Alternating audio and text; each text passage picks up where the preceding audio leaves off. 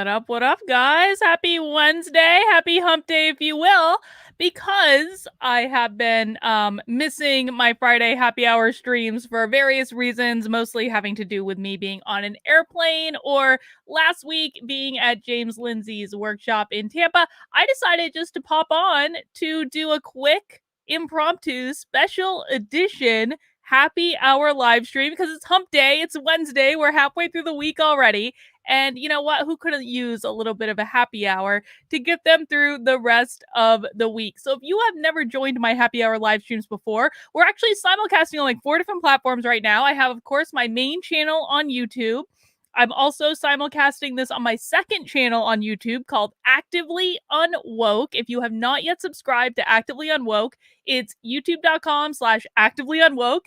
Aptly. And it's a channel I'm going to be building out specifically to give people tools and strategies to helping them deal with the woke nonsense in their lives. And eventually, I'm probably going to move happy hour over to Actively Unwoke. But for right now, we're going to do it on both just so the content will be on both and I don't need to re-upload or do any of those fancy things. So you're welcome to watch it on either of them. I am also simulcasting this on Odyssey and on Rockfin. So making sure we have our non-YouTube platforms up there because we need to be supporting alt tech and library and Odyssey/library. I think it's Odyssey today, but you know, it's built on library. Odyssey is my favorite YouTube alternative. I also really like Rockfin. I think they're both great YouTube alternatives. And then of course, we have you have my community on locals where we always have our videos there. All right, guys. So if you've never been to a happy hour before, we do things a little bit differently on happy hour. Happy hour is a time for us to kind of blow off some steam, mock some woke nonsense. What we're going to do is we're going to watch a training for this this training. I'm assured is going to be a doozy too. So we're going to watch a diversity training, a critical race theory training. We're going to mock it relentlessly. I'm going to be reacting to it live and we're just going to make fun of it and we're going to have a grand old time. Now, if you have a drink, now is the time to bust it out. I'm going to be honest. I'm not drinking alcohol today. I'm not. I have a soda that shall remain nameless in my locals cup. I will not be getting drunk today because the truth is I don't actually drink all that often except if I'm drinking for happy hour on Fridays. But I still promise to be uppity even though I'm not drinking wine or beer today. And we will resume the routine on Friday when I will have a few drinks because that's fun. How is it happy hour? It just is, Adrian. It just is. Happy hour is perpetual. Happy hour is a spirit. It is not an alcohol. It is a spirit. All right. Let's see. What else do you need to know? Oh, you got to make sure you download your Unwoke Bingo card because we play Unwoke Bingo during happy hour. All you need to do is go to the page. It's pinned on the YouTube channels. It is in the description on the other channels and click generate your bingo card. You will get a unique bingo card that is unique to you. And every time you hear these words, just click off your square. What we're doing with Unwoke Bingo is we're either going for a line or we're going for the 4 corners. If you get your bingo, just chat it in bingo. You win absolutely nothing from doing it except you get bragging rights. And then once someone gets a regular bingo, then we go for blackout bingo. Just a little way to help us pass the time as we work our way through this training. Also, this training is brought to you, or this happy hour rather, is brought to you by my locals community. There are many people from my locals community here in the chat today. Locals is the best. It is the best place on the internet. There are no trolls. We help and support each other. We make fun of these woke things all the time. I can neither confirm or deny if there's Coke in my locals. I can neither confirm or deny. Come on. Mind your own business. So if you want to join my locals community, what you're going to get is you're going to get all my videos ad-free. You're not going to have to watch them with 8,000 ads like YouTube puts on them. You are going to get 2 community Zoom calls every single week where we basically sit around for about 3 hours and shoot the shit. We do it on Tuesdays and Thursdays. You're also going to get access to my debate club, which we are having a debate club on Saturday. We've got a rousing debate with 2 of my locals members who are going to square off on whether or not we should be banning critical race theory as a matter of dealing with the problem. You're going to get book club. We are reading The Fountainhead in my book club. We will be doing book club about a month from now. So get your copy of The Fountainhead. Time to start reading it or listening to the 35-hour audiobook. We also do craft and bitch calls. We do a lot of stuff in my locals, and we're only going to be doing more and more and more. It's a community built around authentic engagement, and, you know, it's awesome. It gives me hope and faith that the internet is still a place where we can all exist and be human on some level. So definitely make sure you join my locals. You can join it for free to try it out, kb.locals.com. Here we go. But if you want to be a supporter and help support the work I'm doing, you can join monthly for $5 a month, or you can join annually for $50 a year, which gives you 2 months off. And that opens up all of those features that I just talked about. And again, really helps me out as we are, spending hours together doing trainings and stuff like that. That time's got to come from somewhere. And my local supporters make sure that I have the ability to do this sort of stuff and to work on the book I've been writing and I'll do all those things. So kb.locals.com. Can't wait to see you guys there. All right. Does everyone have their Unwoke bingo card? Is everyone ready to go? Type Y into the chat if you are ready to start our happy hour, and we will get the video up and running, and I will tell you about it in a second. Share screen, Chrome tab, share audio, which is the important part. Today, we're going to be watching, let me just put this into theater mode to make it even bigger. We are going to be watching, it's funny because literally 5 minutes before this started, Chris Rufo sent out a tweet. Let me just pull up the tweet that he sent specifically, and I'm going to have to take a closer look at what he said later, but Chris Rufo, literally 20 minutes ago, sent out a tweet that says the 10 largest school districts in Washington state are teaching critical race theory, receipts attached. Well, guess what, Chris? We have the receipts to witness it ourselves, because today we are going to be watching a training that took place back in April from the Portland Public Schools. That is Portland, as in Oregon. Well, it's just one state over, but you know what? Hey, we close enough. Where they're all woke there. They're all freaking woke. So we're gonna be watching Portland Public Schools, and we're gonna see what they have to say. And I think we can get started. I don't have any other announcements. Anyone else got anything for the good of the order, or are we ready to get started? Type Y into that chat if you're ready to go. Am I a fan of Rand? I mean, I wish she used a little bit less words, to be honest. I wish the books were a little bit shorter, but they're good. I wish there wasn't a 60-page goddamn soliloquy in Atlas Shrugged. But the books are good. I appreciate the principles. I don't always agree with her. All right, we're going to get started. Please make sure to tell me if my sound... Oh, actually, I always forget to change the sound to go through my headphones before I get this started. Hang on. All right, let me know if the sound doesn't work. Let's kick it off. So much for joining us again. My name is Karina Ruiz. I am a principal at Brick Architecture, and we are honored to serve as the district's partner in this long-range planning effort. So you'll see various members of our team here. Welcome everyone back to the important work that we're going to do tonight in our summit. So we have a 3-hour summit.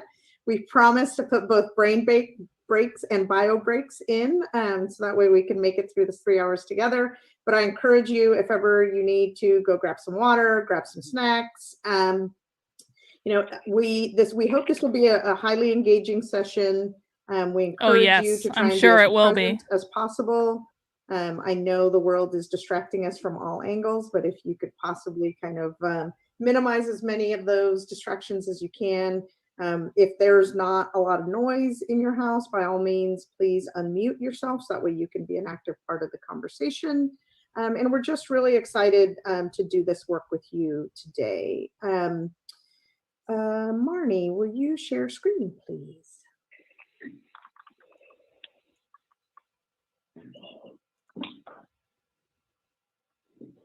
Okay. So I'm just kind of going to orient you to what our plan is going to be for the day. Obviously, we're here primarily to focus on establishing and digging deeper into those, reviewing the sociospatial issues, and then having a conversation and generating those into ideas that will become what we call our facility planning characteristics. So will you go to the next page, please? It does seem a little odd. They don't have a land blessing. So we're sage fairly quickly here, and Lana are going to lead us off in an icebreaker activity, and then we're going to immediately kind of get to know each other a little bit better. We'll focus on revisiting. Who wants to bet? Who wants to bet the icebreaker activity is going to have to do with something woke? If you believe that the icebreaker activity is going to have to do with something woke, like them confessing when they've been racist or saying their pronouns or something like that, type Y into the chat. If you want to bet the icebreaker activity has nothing to do with being woke, type N into the chat, and let's see who's right. I think I'm going to vote for woke. I think I am. I think I'm going to vote for woke, but we'll see.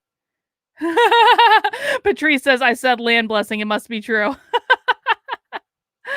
The it is odd they didn't do a land blessing. And then really set the stage for the work of the coalition. Talk about kind of what are our grounding documents, what is the role of the long range or the purpose of the long range facilities plan. I don't think we were as clear in kind of setting that in its appropriate context last time. So we want to be sure we're clear about what it is and what it isn't, and then define the purview of our work here together, right? So we've been able to take and present the socio-spatial issues that we presented last time and address some of the comments that we heard to bring those back to you as kind of the final version, if you will, of those that will form the foundation of all of our work moving forward. So that will be basically the backdrop under which we now start to transform to what are the listening and learning lessons that we got relative to how we might solve some of the problems that were identified in some of those issues. And we'll do that together. We will be in a series of breakout rooms, and we'll move around. We'll get you back in Miro and kind of orient people to that. So I think the idea is to get us started in that way. So with that, I'm going to pass it to Sage to allow us to get into our icebreaker. Yeah, thank you. Our icebreaker this time, we're going to break into small groups and discuss a question to get to know each other a little bit better.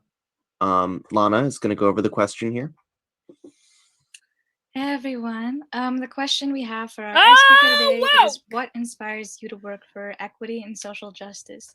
So I'll take a shot at answering. If you answered woke, go ahead and give yourself another free square on that bingo. You can pick out any square you want, but it's the honor system. Give yourself a free square if you selected that it was going to be a woke icebreaker. This question, and then Sage will take a shot at answering it, and then we'll go into our breakout rooms. So what inspires me to work for equity and social justice is the idea of radical wellness. I think the occupation of a marginalized body in America just carries that implication already of not only trauma, but grief and this kind of isolation and sense of otherness. So when I say I work for radical wellness, I work for the idea that those in marginalized communities can have this sense of well-being and comfort and support to move past not only these traumas and this legacy of kind of the American history behind our identities, but to move forward to a future in which they can. Equity is about moving beyond the history and traumas of our racial identities. She said something like that, move beyond what does it say? Traumas and legacy of American history behind our identities. So they're trying to move beyond the trauma that American history has caused them and their oppressed identities. Okay. Can embody the kind of wellness and success and hope that they deserve. But yeah, I'll pass this off to Sage to give it a shot. Yeah, my answer to the question would just be that I constantly see within my social structures and within my peers the effects of systemic oppression, and just seeing that on its own makes me want to fight it, makes me want to create some change.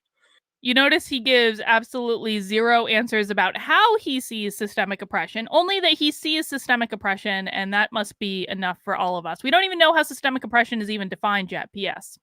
And apparently they're having some sort of facilities planning meeting to talk about how do they deal with systemic oppression when they haven't even defined it. And I think that with that, pass it back to Marty here. We can go into our breakout rooms. Okay, so I'm going to maybe we should burn that some screen. stage. I gave you the question in the chat, I have which will Sage go with right you, here. and I will also send it with you. I am going to send you into groups of 2. You should go automatically, and you have about I wonder how this is 5 going to show up on minutes. the recording. So just kind of watch your time and take 2.5 minutes each to just share and get to know each other. It's as if this is a little face-to-face meeting we get to have, even though we're virtual. If anybody joined after I created these rooms, I'll place you after I send everyone. Is everybody okay? I kind of want to hear their conversations. I do. I I want to hear someone's conversation that they're going to have in their safe space. I'm going to burn some sage here just for shits and giggles. Oh. I love it. Oh, they're back. Okay, good. Welcome back. Welcome back. So how did that feel? I'd love to hear from a couple of you. Just go ahead and unmute yourself and tell me what struck you about that. Yes, what was striking? I'll jump in. Sage is awesome. We talked about the intersection of critical race theory and computer science, which is kind of major interest. Both. The intersection of critical race theory and computer science. Okay. Is major interest right now, and boy, that would be a project. Oh. Just because that computer thinking so permeates everything we do. It is in our. I thought we weren't teaching critical race theory in schools, and now they're integrating it with computer science. Okay. Architecture. It is. That needs to be kind of deconstructed. So my sage won't light on fire. Thank you. And thank you, Scott, for stepping up and creating our space together. You just made it okay for everyone else to join in. I appreciate that. Wow. Anybody else like to? Personally, I was in a breakout room with Abby, and I thought it was interesting how we had obviously we had the same perspective of wanting everyone to feel comfortable in these spaces, and that's the same reason that we are interested in social justice and racial equity. But the fact computer that we science came is from now two racist. very different perspectives. One is like a student versus a parent/architect. So I thought that was interesting. Amazing. Isn't that what it's all about? These people have no life in them at all. How about no one life. more? We have just about 1 more minute. I can go. This is Octavio. I was sharing with Amanda, and I just loved her answer, which was, I just give a leap. Which I thought was very similar to kind of what I was thinking, and I was like trying to make it There we go. Now at the end of the day, it turns out that I'm an architect. Amanda works in real estate, and we just think that there's just our fields just touch so much that I think it's important that we all just give a leap about this work, because it's important work and it's part of our responsibility. Okay, let's just keep in mind, this is a school. This is a public school, and their big reason for doing the work is I just give a fuck.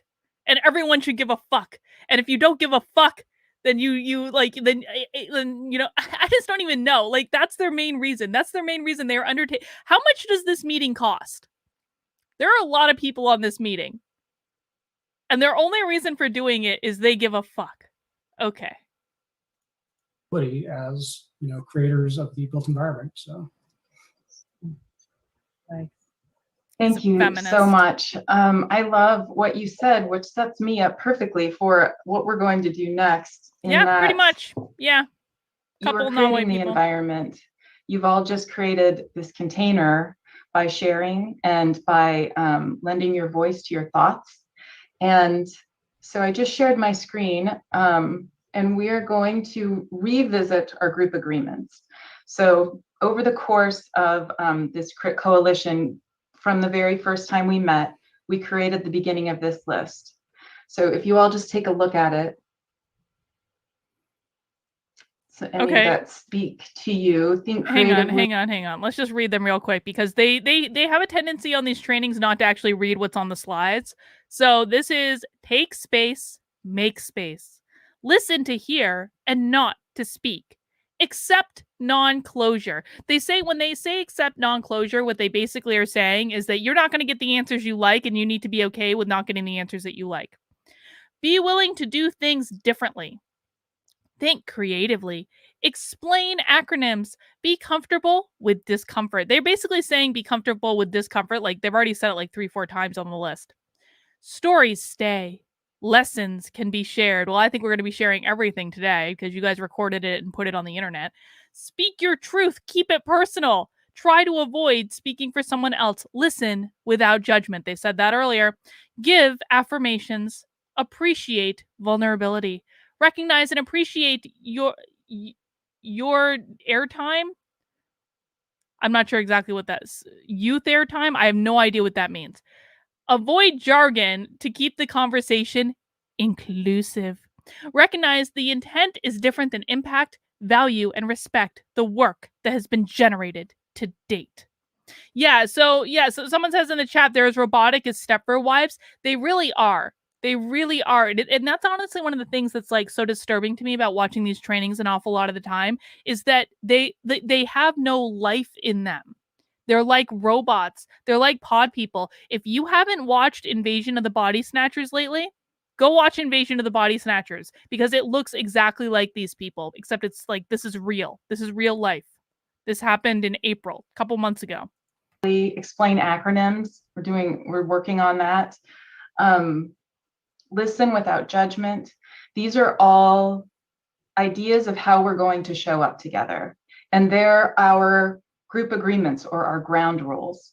So we created this as a team and we are holding each other and ourselves to this list. And so every time we meet, we will add to it, knowing the things that have come. Maybe we should start. So I had an idea for my locals a while ago and I never kind of acted on it because I was just busy doing other stuff. But maybe we should start a movie night in my locals and we should watch Invasion of the Body Snatchers. I think that would be a good idea. Before, knowing how we've been together so far, knowing how you've met with other people in your life and want to show up here. So just let me know if there is anything that you would like to add to this, and I'm going to update it as we go, and I'll add it to our Miro board in a moment. Just give you a minute to look over it. And again, just unmute yourself and let me know if there's something we should add or address.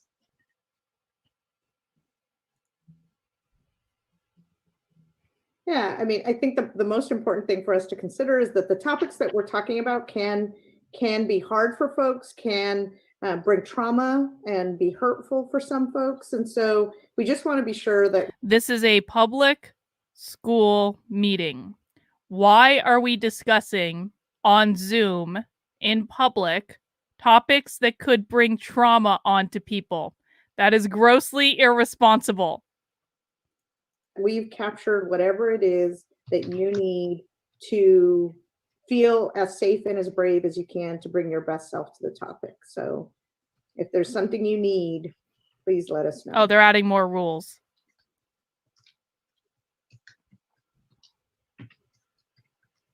Typing in front of everyone is very triggering.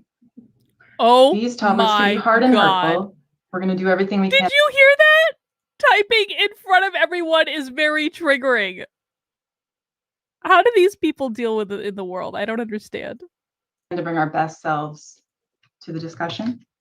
Wait, no, that rule is directly contradictory. So the topics can be hard and hurtful. Do everything we can to bring our best selves to the discussion. That is directly contradictory with rule number 14, which is recognize that intent is different than impact. It does not matter if you intend to bring your best self to the discussion. If you hurt someone's feelings, the impact of those hurt feelings are greater. That rule is in direct contradiction to a previous rule. They are not, and that is directly contradicting rule number 15, which is value and respect the work that has been generated to date. They just generated a new rule that does not respect the previous rule. Yeah. Scott just put in the chat, Marnie, extend grace.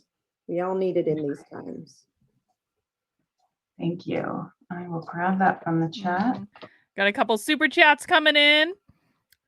Bebob J, FYI, that Time Magazine conservative case for CRT article. But I didn't say it was written by a conservative. I said that it was presenting the conservative case, which is similar to the other cases that have been presented. So yeah, it doesn't actually matter if it was written by a conservative. If it's presenting the same case that all the other conservatives are are presenting. It's about the case that they're making, not about the inclination of the author. And other conservatives are indeed presenting that case, because conservatives are nothing more than progressives driving the speed limit. Give it a couple of years, all conservatives are going to be in favor of CRT because they have no original thoughts of their own. They only think about being against whatever the left is doing until they can't fight against it anymore.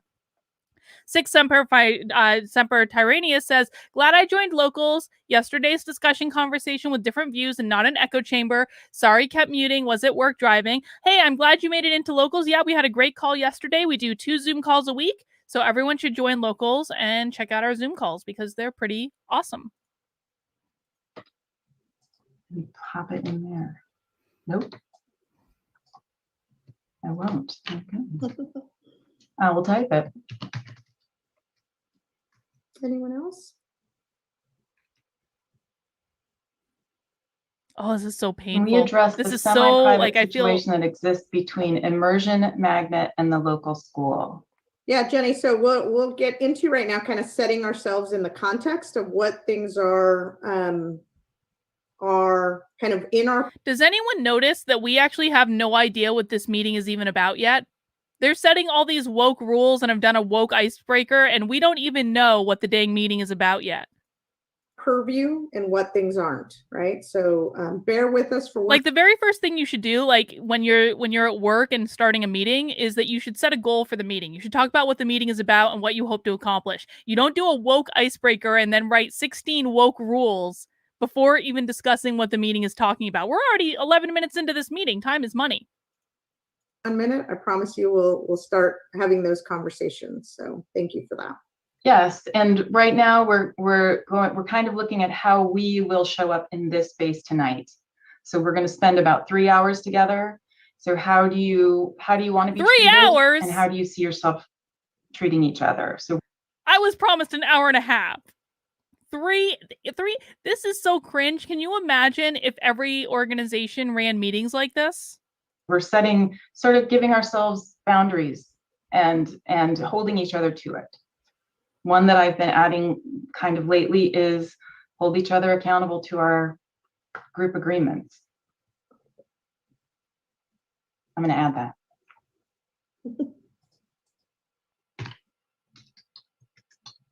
Oh my God, they just keep going.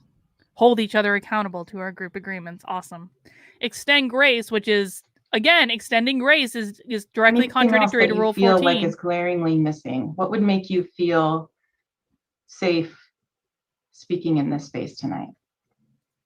If you need 18 different rules to feel comfortable speaking your mind in a space, that's probably not a space you should be speaking your mind in, and you should go run to the other direction and maybe go to the bar or join my locals where you don't have to agree to 18 different rules in order to speak your mind.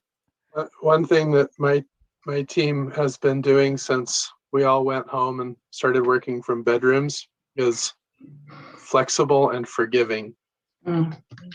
How is that different than extend grace? How is that not contradictory to rules 14 and 15 as we've already discussed?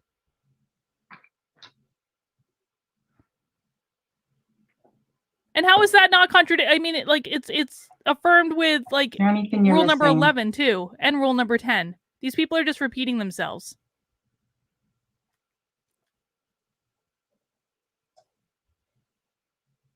Oh, someone's probably got a safe space bingo in that one, yeah. If you kind of close your eyes and think of that time where you felt really, really safe in a team and you felt like you could really voice your opinion, how would you describe that? And is it missing from our list?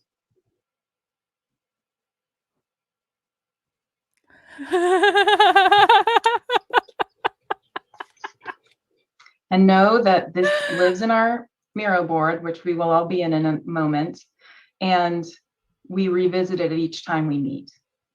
So you can kind of be thinking of these. It is a perpetual as how we're safe going to space. treat each other. We are going to recognize and appreciate youth airtime. We're going to make sure that everyone has equal airtime. Hang on. What does that even mean? We're going to recognize and appreciate youth airtime. I don't understand why they have a specific thing for youth airtime. Does anyone have a clue on that one?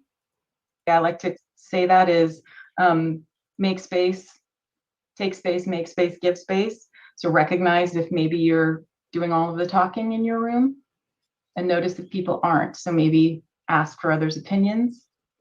Oh, because they were doing breakout sessions. That's Comfortable why with it's so long. discomfort. Marnie, we have in the chat, take a break when you need to. Take a break when you need to. Thank you.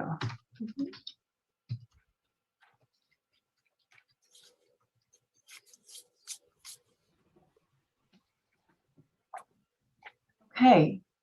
How do you all feel? I feel perfectly safe continuing with this meeting. Thank you.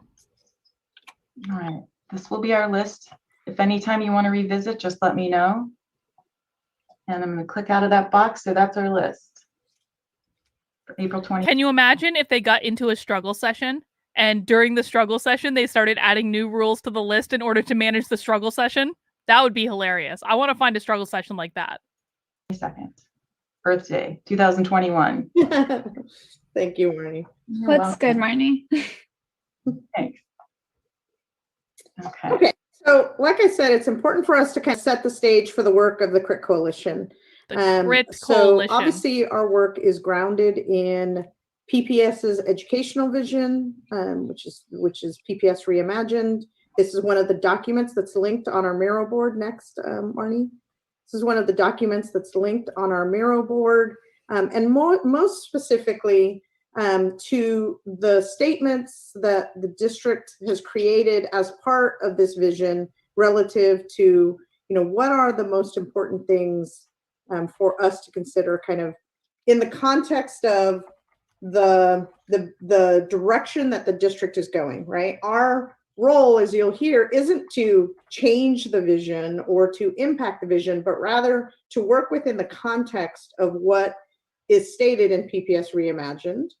And then further, to also look at, next, the work that Portland Public Schools has already done, the great work they've done in terms of establishing and implementing consistently a racial equity and social justice lens, right? The long-range facility plan is grounded in the work that precedes us, the vision, and specifically the Res-J lens being kind of chief among those.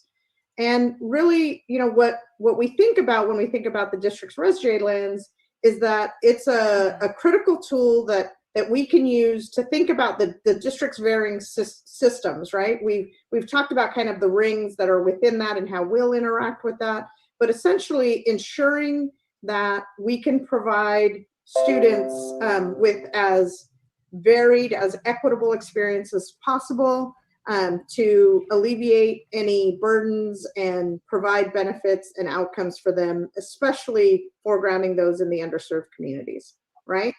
And I think it's clear, or what I want to make clear is that while we are working in the context of this lens, it's not included in our scope to reconstruct or to retool. So I just want to know, I was trying to do a Google search to find this document. I couldn't find it offhand.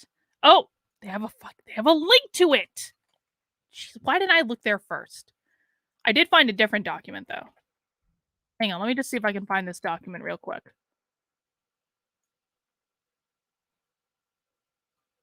Oh, this seems to be from like 2012.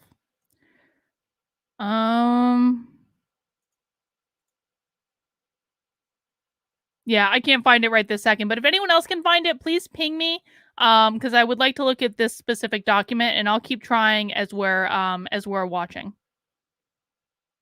Yeah, and smash that like button or mount the like button. We say mount the like button on the channel, but mount that like button if you have not already, folks. Thank you.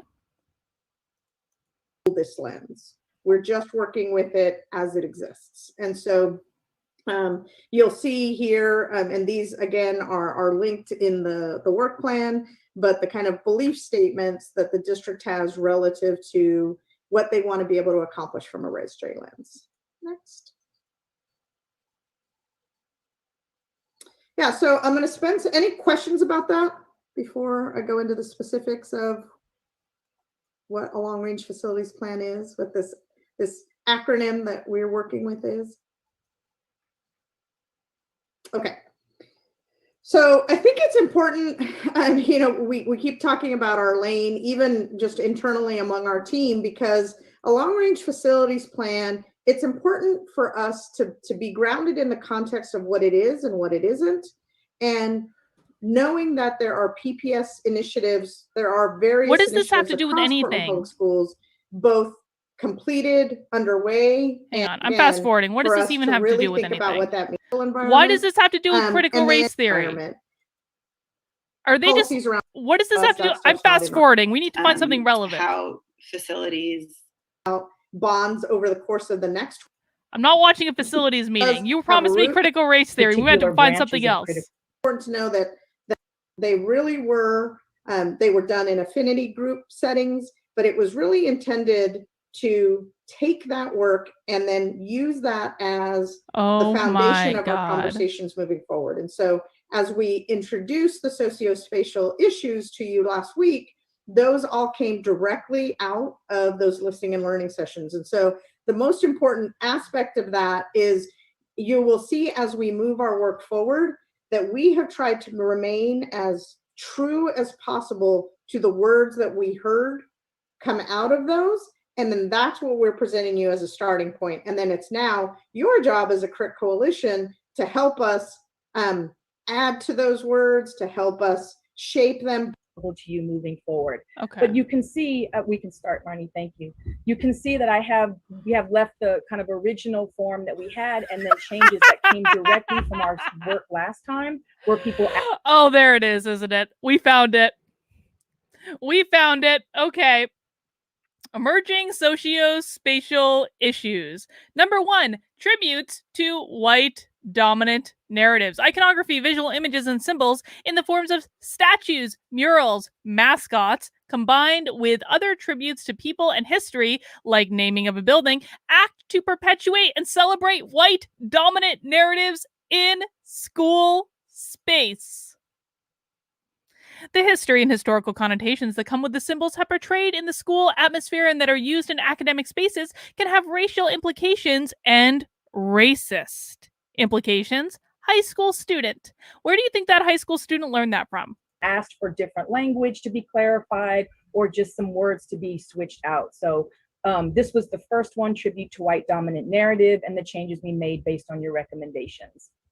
Next one. I mean, this is, you know what we're watching right now?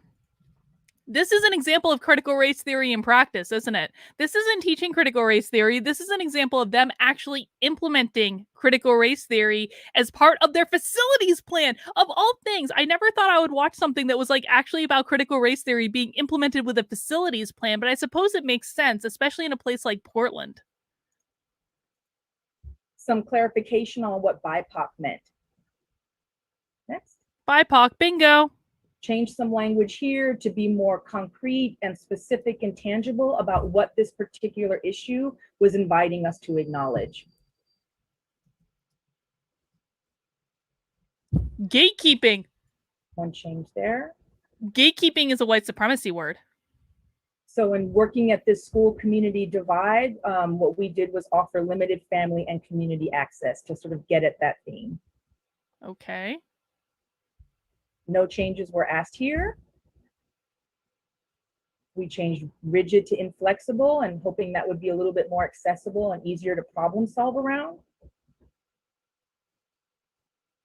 Moving towards conventional classrooms, we talked last time about individualistic was really meant to get at sort of They removed the word individualistic from classrooms. So when they're planning for classroom spaces, again, this is public schools, Portland Public Schools, traditional spatial arrangements encourage cooperative and collaborative pedagogies, limit student agency, and restrict the agility needed to foster diverse learning communities.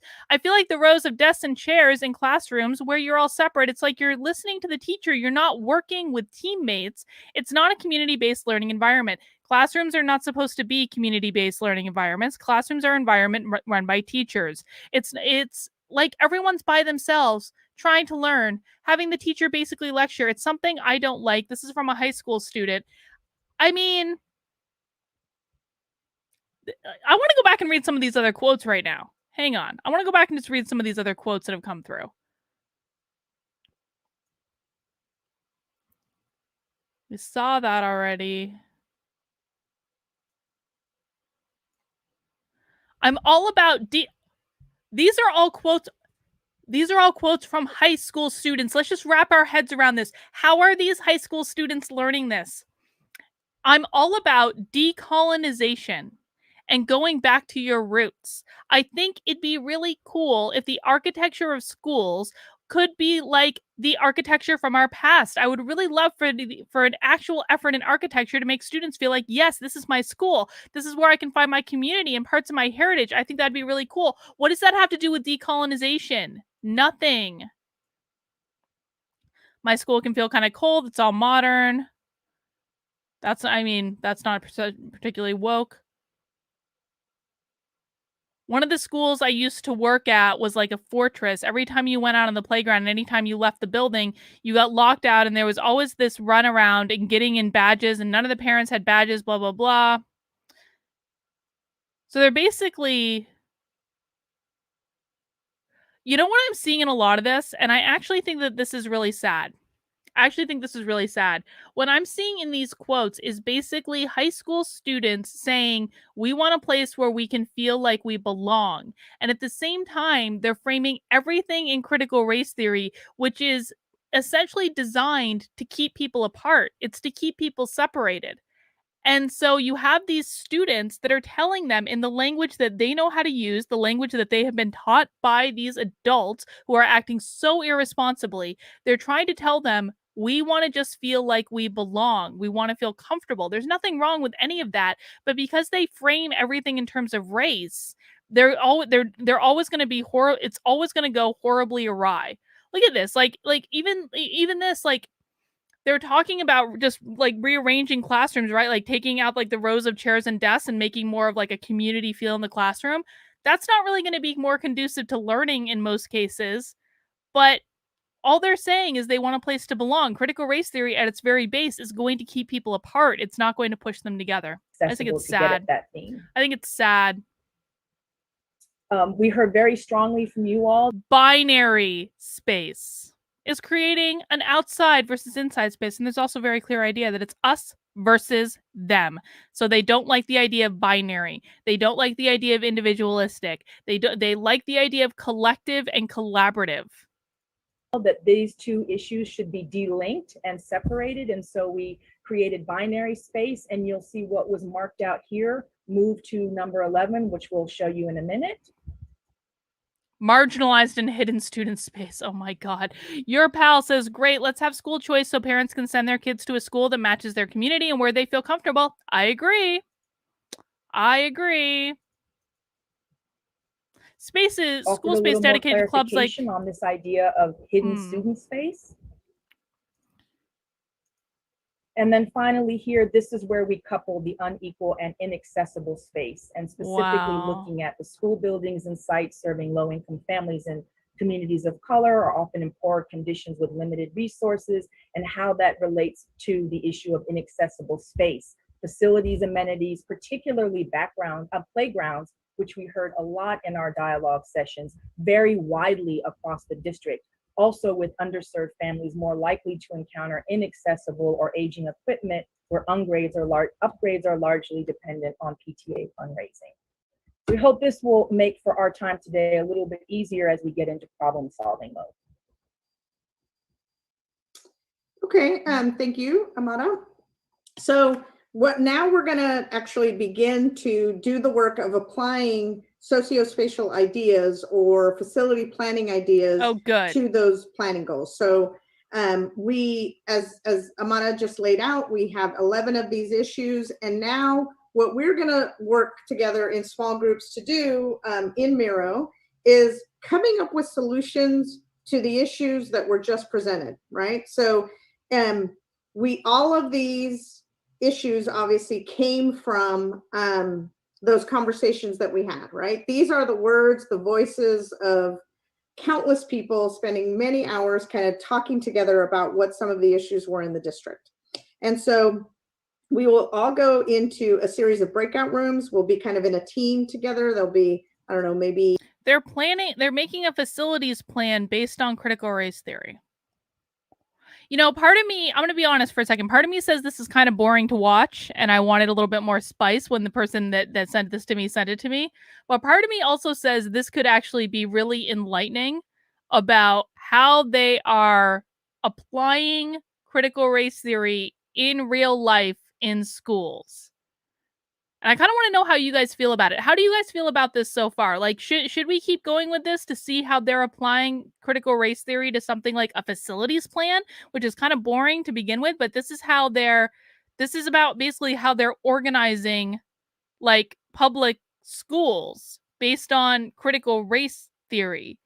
I don't know. Like, I'm 50-50 about it. I could try to find another training if you guys want, but I like also kind of want to see where this is going. What do you guys in the chat feel like doing? Yeah, so I'm seeing some people like saying kind of like on the same page, like it's kind of boring, but it could also be very illuminating. This is not what I expected, that's for sure. Well, let's just see where they're going to go with these little breakout rooms. I don't know, somewhere between 6 to 8 of us. Yeah, 6 to 8 of us in a group, and we will stay together. So we'll go into Miro. There will be one that we will do together just to kind of model that, talk about kind of what sorts of issues we're looking for. You will note that there are some items, if you go to the next one, Lonnie, that have been pre-populated, right? So if you start to see under each of the issues, there are already ideas that were taken directly from the listening and learning sessions, and those are already there as your starting point. We've translated those into what we call planning language to ensure that they're staying in the lane of a long-range plan. But we recognize that doing that translation for folks that don't do this work every day is really hard, right? And so we'll do one together. Then we have 5 that are in round 1, and we will move around. The facilitator will move you around so that each group touches all 5 issues. And then I'm going to share my screen. Hold on, it's going to be very strange because I believe you will be seeing Zoom and Zoom. So this is my Zoom screen and this is my Miro screen. So I have them sitting right next to each other. So I can see you all and I can see what's happening in Miro. So if you can, when I give you the link in just a moment, this is how you can set up your screen. If you're on okay. Capture that. And today we will be down here in April 22nd. Well, I don't want how to, I want conversation. And I'm going to just sort of walk you through navigation really quick. No. Your phone. If you're on a tablet or I should be able to just like copy or to type that. Yes. I'm going to pull you down to where we're going to start.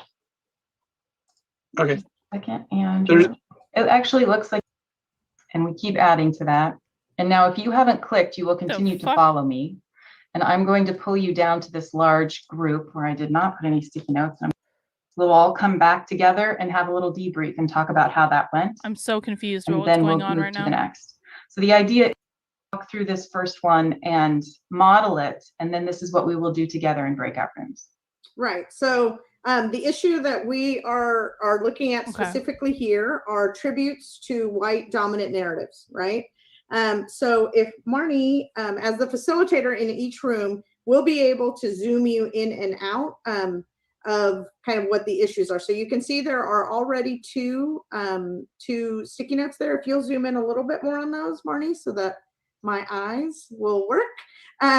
So 2 that came out of conversations that we had in listening and learning were plan for the removal of all culturally insensitive and racist artwork in PPS facilities.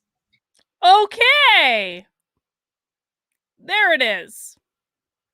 How are they defining? So their first action item is to plan to remove all culturally insensitive or racist artwork in all of their public schools.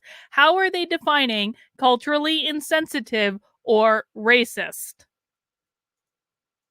That's why we kept going right here. Now, yes, art is racist. Second one was continue to review school names and mascots to assure alignment with the district's racial equity and social justice goals, right? So school names and mascots will be named in alignment with their equity and social justice goals. That means schools are going to get renamed. Any schools named after past white presidents are going to get renamed. So those came directly from feedback we heard in listening and learning. And so we brought those forward for you all to hear today. So you are welcome to participate in this in at least 3 ways. One is we can just have a conversation. Yeah, let's have a conversation. One of us will take down your notes. The other is you can take and drag a sticky note to where you need to work and then double click in that sticky note and start typing. And the other is if for whatever reason, it sounds like almost everyone is in Miro, just go ahead and send a chat to one of us, whoever your facilitator is. You shouldn't need to enter in anything new, but if you would like to, you can do that as well. But you can go ahead and chat us and we can go ahead and translate yours into chat. So what are some ideas people have about how we start to break down the tributes to white dominant narratives? Does anyone want to share out loud? I actually had been thinking about this as soon as I opened it up. And not only, taking down items, figures, things, art that is, kind of obtrusive, offensive, has... so now we're taking down all art that would be offensive. Yes, I do believe, Adrian, that is a kid. Yeah, I do believe that's a kid. Yeah. Mixed history, but also making sure that we include new art that is from like a mixed background that is applicable to all students. New art, not from white people. No white people art allowed. In some way, if that makes sense. Yeah. Yeah, without erasing any sort of history behind it. Thank you. Anyone else want to share one aloud?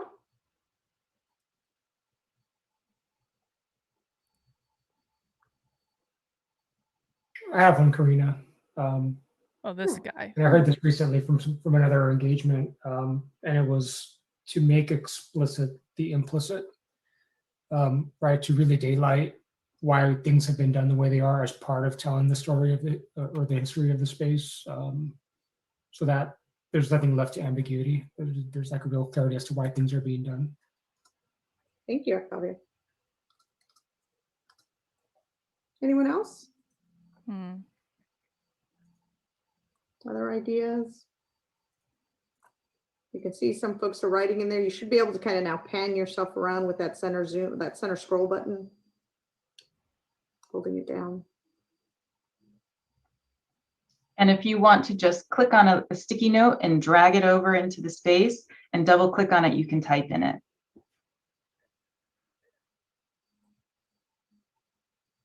There you go. And you'll see us start moving things to group things.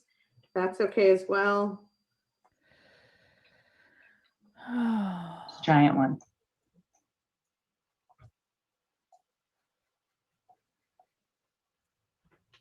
Anyone else have any other ideas that you want to share?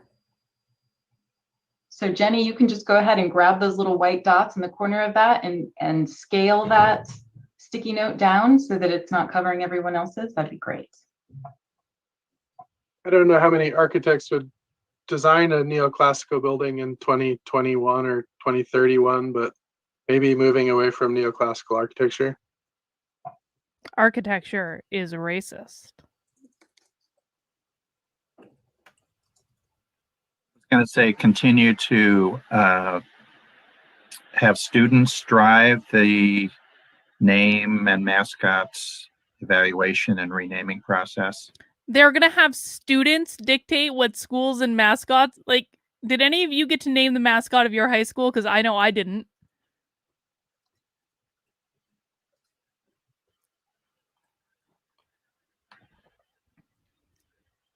I'm also thinking about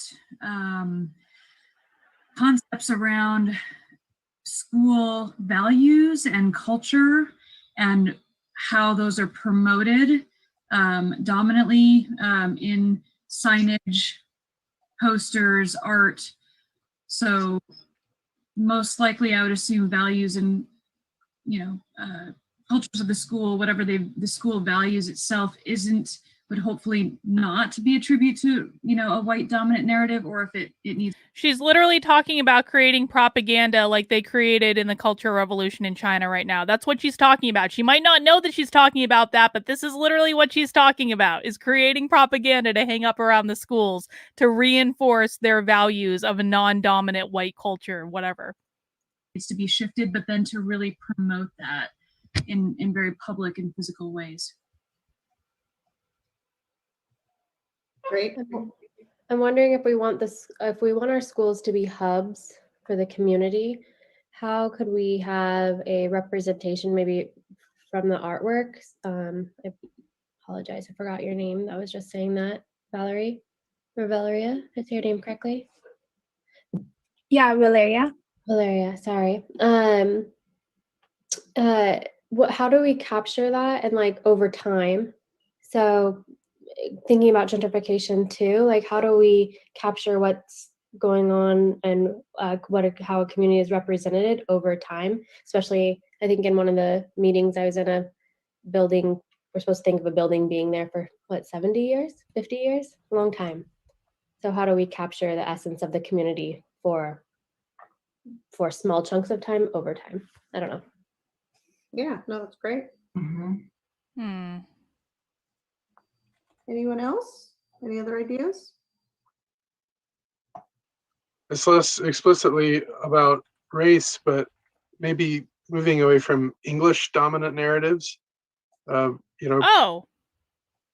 has 90 languages in it. Maybe from an architectural perspective, thinking about how to either be extremely multilingual beyond just the top 5, or maybe try and just move away from verbal signage towards more like visual signage. Do you know what I just thought of when he's like, move away from verbal signage to visual signage? So has anyone watched every episode of The Handmaid's Tale? Like I have the show, which is obviously different than the book. But so in the show, obviously in the show and in the book, like women are not allowed to read in The Handmaid's Tale. And so there is an episode of the show, I think it's like in the 3rd season or something, where one of the wives goes to Canada with her husband and they're on some sort of diplomatic mission.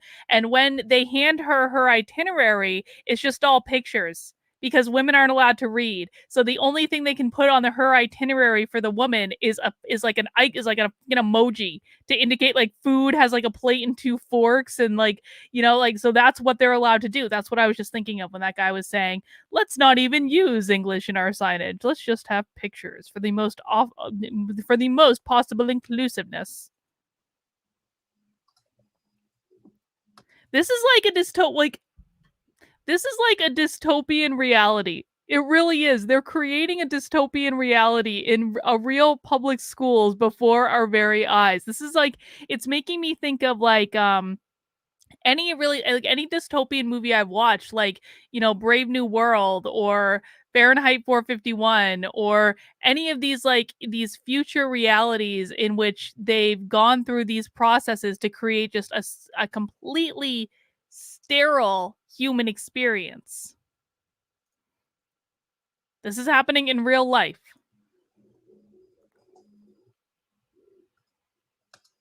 That's great. I already put this on here, but if you would want to like make any edits to it, I put celebrating and honoring the history of the land that the building is built on through tributes.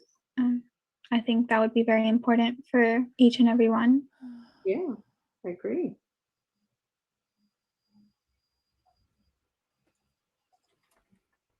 Anyone else as we sort of wind down this one? So what will happen in our when we're doing this is our breakout groups is one group will leave their legacy, so to speak, on the slide. The next group will come in, add to it, refine it, and we'll do that kind of 5 times in the round, right? And then we'll come back and we will debrief as a whole. Anything else for this one? Tributes to white dominant narratives that we want to capture? Okay. Okay, Marnie, what do you think? I think it's perfect timing. So once again, I'm going to send you to breakout rooms. Some of you have logged off and potentially logged back in since I made these breakout rooms, and I'm not going to make them again right now. So if I'm going to send everyone, and there will be a couple of you left, and I will place you. What's going to happen is you will be sent to a breakout room just like you were earlier. I was going to say this morning, just like you were earlier. And if you look up into the left-hand corner of that Zoom window, it will tell you what room you're in. So I have room 2, 3, 4, 5, and 6. If your room is 2, for instance, Okay. you're just going to Fast navigate forward. So maybe what we can do is just gather people's thoughts, right? So if we think about maybe, Marnie, will you share your screen so we can maybe by issue, maybe start with issue number 2. I'm sharing only Miro. Absolutely. Thank you. Yeah, any feedback here for folks? Anything that felt, particularly impactful to you in your group as you talked about it?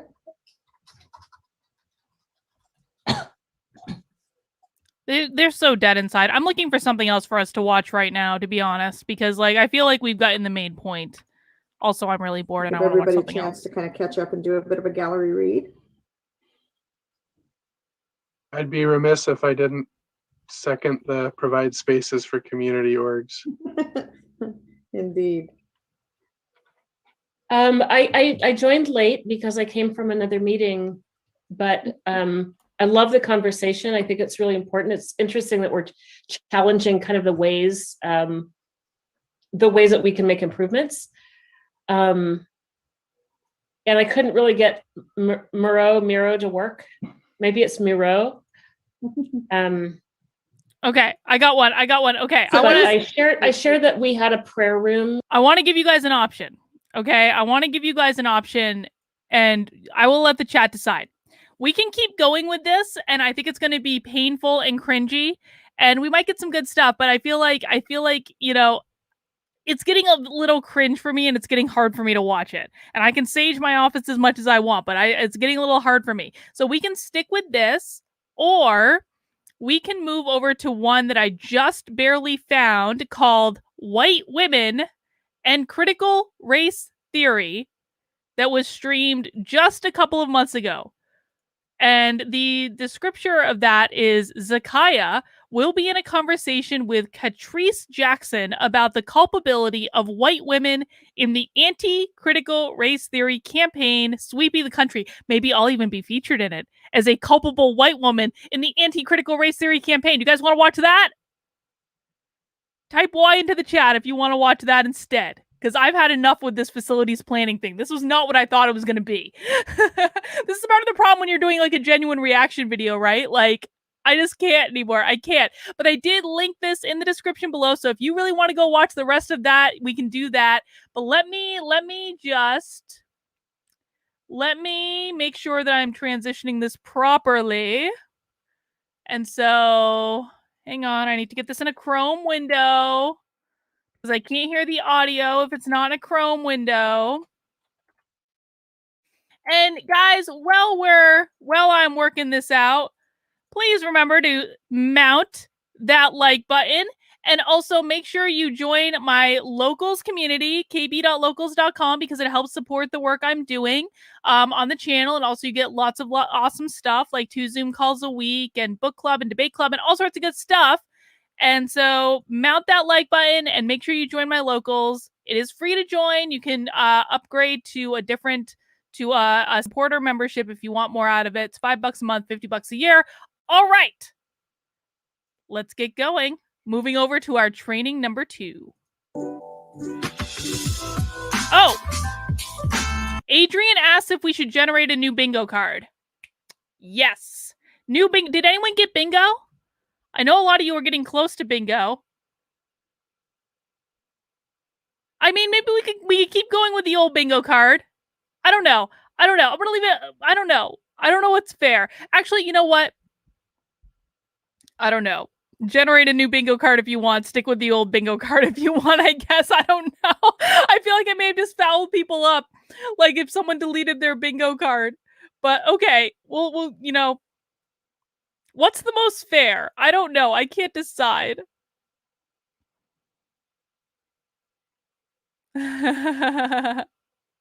Everyone's like, no, let me finish my... Okay, finish your bingo card. Finish your bingo card if you want. If you have not gotten your Unwoke bingo card yet, you can grab one. I pinned, it's in the description below, or I pinned it to the comment or the top of the chat on both the YouTube channels. Let's get going. And let me know if you can hear the sound, if the sound's working.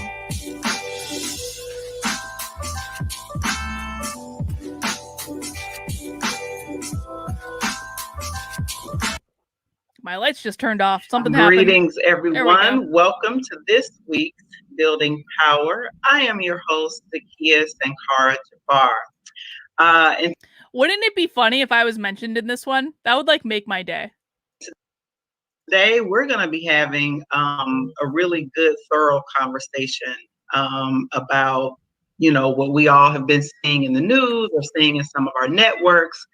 That's been kind of sweeping the country, and that's this anti-critical race theory curriculum and really anti-understanding American history, the truth of American history and history of colonialism. This is gonna be much better in the West in general. But I'm joined by an expert that I admire, that I have been had the opportunity as well to work with. Finally, I was excited about that. And someone who is doing what I believe is critical work. Like I like do not envy her, but she's good at what she does. Is be honest about that. Our sister Patrice Jackson. You know, I'm gonna give them a compliment. I'm gonna give them a compliment and say at least like she has some life in her. She's much better than the miserable white people in that other thing that we were watching. At least she has some life in her. She has some spirit. I may not like what she has to say, but I'll at least give her that. She's not dead inside. Patrice is a Black woman who loves, centers, and celebrates Blackness every day while living her best Black life unapologetically. She is the CEO of Catriceology Enterprises, LLC. She is the chief conductor at Harriet's Dream, LLC, a racial trauma healing and wellness center for Black women, and the host of the Black Couch Conversations, a Black-ass podcast for Black folks with a psychological twist. She is also an anti-racism speaker and educator. She serves up strong medicine and hard truths to eliminate the lethal infection of racism. She is also the creator of She Talks, We Talk, Race Talks for Women. She Talks, He Listens, and the author of 11 books, including Weapons of Whiteness, White Faces, Missing Faces, Okay, like the 11 books aside, and I do not believe that she's written 11 books. P.S. I don't. But like, I've only written 2 books, and the last one nearly killed me. Okay, but like, I like that she has a show for men apparently called She Talk, He Listen. Isn't that like every day for most men? I'm gonna start that show. I'm gonna start a show where I just bring men on and they sit there quietly while I talk. Oh wait, that's every Tuesday night with Joshua. Nothing remotely controversial. I already do that show with a psychic. Listen, y'all ain't even ready. I'm trying to tell you. Antagonists, advocates, and allies, and unfuckable with. What? Catrice's message is straight up on the rocks with no chaser, unbothered by naysayers, unflinching in her approach, and Catrice's dedication to Black people is what motivates her behind this personal movement of justice is love. Woo, Lord, I'm telling you, we got the right one today. And this, I would not even dream of having nobody else to have this conversation with right now. Seriously, and I'm honored that you agreed to be here, sister. welcome. Oh, thank you so much. It's my pleasure to be here. And you and I have worked together before. And so, I'm looking forward to it today. Absolutely. Absolutely. Yeah, Let's right. just jump Like, right into it. At least they have spunk. Girl, that bio is fire. Listen, I'm gonna tell you guys this. Like, even if what you're spewing is bullshit, if you say it with life and you say it with confidence and you say it with pizzazz, then people will believe it. And like people like this that are doing this kind of work, I'm sorry, they're living proof of this. I would rather listen to these two every single day than those miserable white people in that other presentation, even though I'm sorry, we probably could have like sussed out some really like subversive things those people were doing, but I just like I couldn't do it. Like I gotta have something with life in it. It's just like it's like those people are dead inside. It makes you feel dead inside. Listen, I am always interested in other Black people's journey in this work, right? What was the trigger? What was the impetus that got you on this path? Like, oh, listen, no, this is what we got to do. I'm gonna write these books. I'm getting ready to start this podcast. I'm getting ready to like really deal with this in the way that it needs to be done. Like you said, unapologetically. What was the spark? Oh, so many sparks, but I think the one spark that really kicked it off was Trayvon Martin. And at the time, I was living away from my own son, my only child, and I believe he was probably about 18 or 19 at the time, and I had moved to Texas, and he was supposed to come.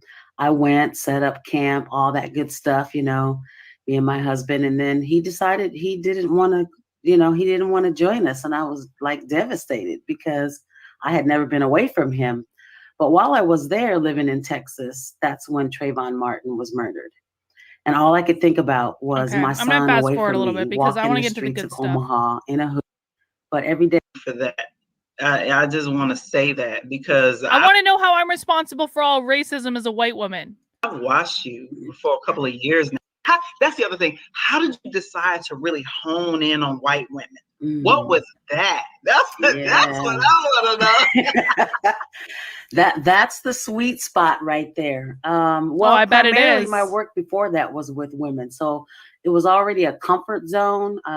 Prior to this work, believe it or not, I was doing branding and marketing work. Oh, I believe it. And so I was already doing like empowerment summits and empowerment conferences for women. And so working with women was really the comfort zone and the sweet spot. But what I noticed is that all the things that I talk about now, the white woman violence, that all was happening while I was working with women. And I saw it, I felt it, I knew what it was. I didn't always have the language to put my finger on exactly what that violence was. White people have done to Black and brown bodies in this country. Bodies, white bingo terrorism. Word. I don't call it white supremacy. What the fuck? To me, that there's a beast that haunts us as Black folks and non-white folks. And the beast is white terrorism. I don't call it white supremacy because there's nothing supreme about the horrendous, heinous things that white people have done to Black and brown bodies in this country. It is pure terrorism. And so that is the beast that haunts us daily, even in our sleep. And so, I started to look back at history and kind of see how this thing, at least in America, has evolved. And white women have always been at the table. They've always been complicit to the crimes against Black bodies in this country. They're the ones that these so-called terrorists, these, KKK members or whatever it is you want to call them, they had to come home and somebody had to cook their meals and have their babies and wash their clothes. And, so white women have always been present and active. History wants to write it in a way that says that they were silent or that they were bystanders. No, they weren't. They were always active participants in the crimes against Black bodies. And so I knew that was it. I knew that was the space that I needed to be in, the audience that I needed to target. And, I tell them straight up, like, white women are the neck of the beast. And Wow. the head don't move without the knee. The head don't move without the neck, right? Wow. That's absolutely historically accurate, number one. Number two, you're absolutely right that white women have managed, and I believe through sort of the introduction of the so-called women's rights, suffrage, and feminism and things like that, which was clearly very white women-led and also very anti-Black and racist. A lot of people don't like to talk about that, especially feminists. But there's a sister that wrote a book not too long ago, a couple of years ago, you're probably familiar with it, called They Were Her Property. Yes. And actually talked about the fact that white women were not bystanders. They did not just get their wealth because of their husband's death and they owned the slaves after that. No, they were also very active slave masters themselves. The slave masters is often gendered as male and is white male. And her book goes into that very deep. They were her property. And I encourage anybody to pick up that book and read it. And not only that, I mean, we see it today. And like you said, even in your work, working on different jobs and things like that, you see sort of the power that they have. And I don't think that we also articulate in this country that white women are the second most powerful group in this country. Absolutely. Behind their men. The second most wealthiest group in this country behind their men. So I kind of am a little bit resentful that I'm being put behind white men, because I find that to be a little bit patronizing, to be honest.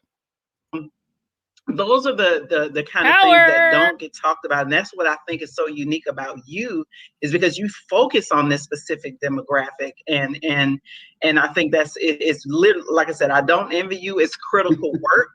And I know you have a particular way that you do it. And so here's the thing, and I want to like pivot to why we're here today, and why we are talking about white women and their role in the anti-critical race theory conversation. Is like you alluded to it, they're the mothers, right? They're the primary probably caretakers when it comes to schooling, especially K through 12 school. We're seeing them show up to board meetings. We're seeing them, go against what is right and just, not just for Black children, but for all children. We need to know the truth about. Let's see. Six Semper Tyrannia says, have the big cities like Chicago and Baltimore lately? I'm positive what's terrorizing Black people are not white people. Just saying. Well, also, especially not white women, apparently. Out what's happening in this country and race in and of itself. We didn't create race, so why y'all mad? Like, we Black people didn't even create it. Y'all created it. So this is something I've heard coming up more and more and more lately, is this idea that white people created the entire concept of race. And the whole idea is that, like, when white people came over from Europe and landed in America, that's when they created the concept of like white versus Black, like white being at the top and Black people being slaves. Whereas before that, they were like, white people were referred to by like whatever country they were in, like, the Irish or the Italians or, stuff like that. So they're saying, I've heard this coming up more and more, that white people created the entire concept of race and that it is an American concept.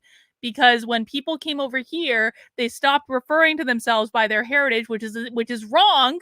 P.S. All you need to do is watch and or read Gangs of New York to know that is not accurate. But that is the line that's being put forth now. And now I kind of want to watch Gangs of New York because that's a badass movie. Control people and to segregate people and to say who was worthy and who wasn't. So like now y'all don't want to talk about that? Isn't that ironic that they created race? But now why is everything got? Here is the question that I have. If race is a social construct, is melanin a social construct? Does melanin even exist? Honestly, if race is a social construct, is melanin a social construct? Gotta be about race, Catrice. Why this? Why that? Look, y'all started this. Y'all started it. Oh, really? Right. It wasn't us. Exactly. It actually, in real life, wasn't us either. At least wasn't me. My ancestors never owned slaves. My ancestors were from France. They founded Quebec. They didn't own slaves. They may have been bastard French-speaking, like, assholes, but they didn't own slaves. Tell us a little bit, and now I want to bring up a video in a minute. Tell us a little bit about, like, some of the experiences that you've had since, right, working with this cohort of white women on the spectrum of, like you said, I know you're in the Lion's Den every day, like the spectrum of people who like lash out at you, people who come in thinking they're ready, they're not. And then tell us about the ones who've been rocking with you the entire time. I'm really interested in their psychology. Mm-hmm. Yeah, so one of the questions that I pose in the workshops that I do, and I think you mentioned those She Talks, We Talk. I take those workshops around the nation. The past 3 years, I have, kind of went all over the place. But this year, I decided to host them all in the Twin Cities. And believe it or not, next year may be the last year that I offer those workshops. Wait. Are you articulating this from your perspective, or are you saying that's what they mean? Because I don't disagree with you. I just want to know if you're a leftist or not, because I don't recognize you. And if you are, it's fine. I mean, hey, leftists are welcome here as long as you can be polite. Workshops. I'm kind of feeling like I'm on the edge with it, but we'll see. But one of the questions that I ask right away in that workshop is, has there ever been a time in American history when white women have took to the streets in thousands and thousands and thousands of people marching, protesting, shutting shit down? Yes, it was called the day after Trump got inaugurated. Demanding and saying, listen, enough is enough. Yes, that literally happened the day after Trump got inaugurated. It was where they were all wearing the pussy hats. That literally happened in 2017, I suppose. January 2017, Women's March. You are going to stop hurting Black women. Oh, maybe it didn't. You're going to stop abusing and oppressing and marginalizing Black and brown Indigenous women. Has there ever been that time in history where we can note that white women have took to the streets on all of 2020? Literally all of 2020?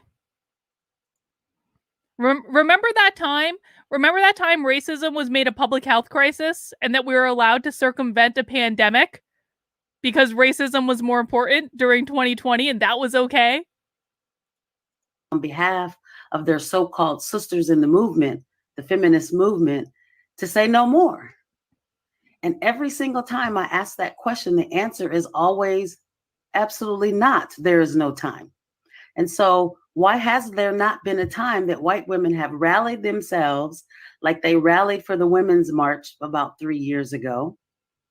So we know they're capable, right? We know they're capable of organizing and mobilizing and taking to the streets to do what's quote unquote right. But why have they not done that for Black and brown women? They did it for all of 2020. Puzzles the white women when I ask them that question, but I ask it because it's one of the... Here's the thing. What are your specific demands?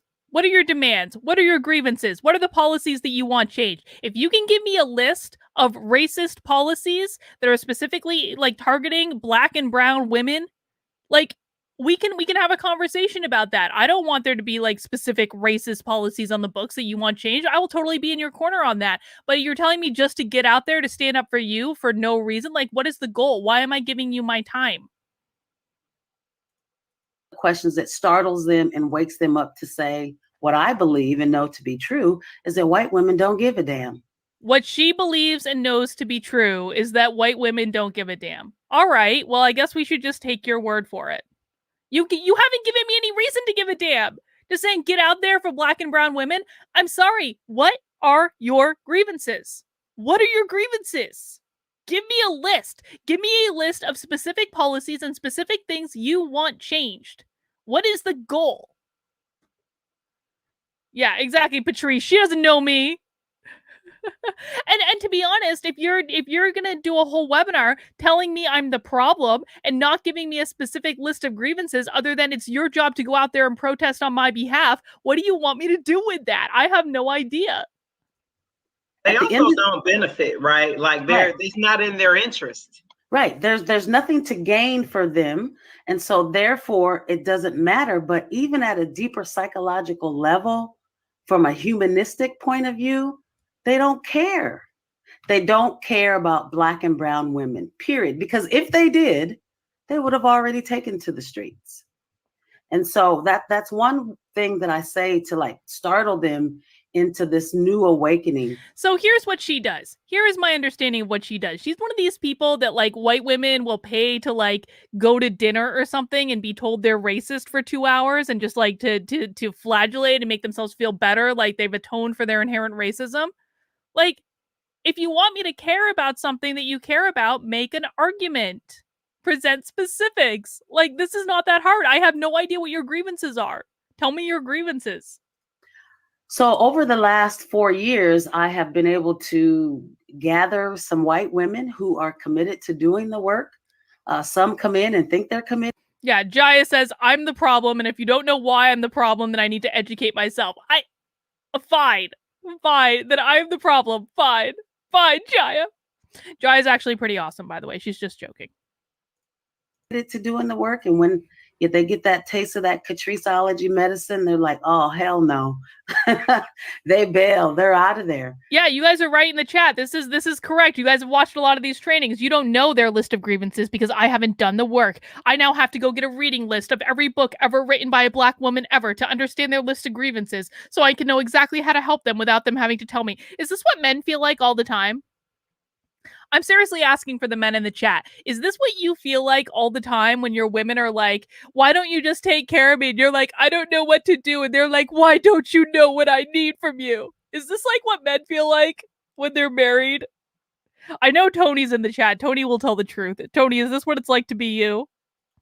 But I just commented in my group the other day and said, you know, shout out to those of you who've been here 3 years. All the men are like, yes. And it's about 10 folks, 10 women who met me 3 years ago and have committed themselves to staying in the cohort. I suddenly feel like I need to go and apologize to Victor for something that I didn't do.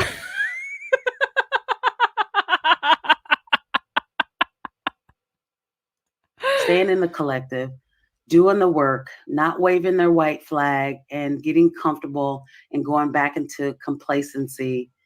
And you know, they stay committed. And they do. Oh, your pal says, I tell my wife to shut up and make me a sandwich. I bet that goes over real well. I bet you get a glorious sandwich on top of, better not be any mayonnaise on that sandwich. That's all I'm saying. You know, what's required of them. Most of our work in that collective is around nourishing and supporting Black women and also economic justice. I love, so glad that you brought that up. I love the economic justice part. Mm-hmm. Because oftentimes in this work around racial justice, I think especially in recent history, the economic justice part gets lost. Yes. And this is not a time that economic justice can get lost or should be lost. I'll share a quick example with you. I live in the DC region, which has been known historically, I mean, for decades, years, as being recession proof, right?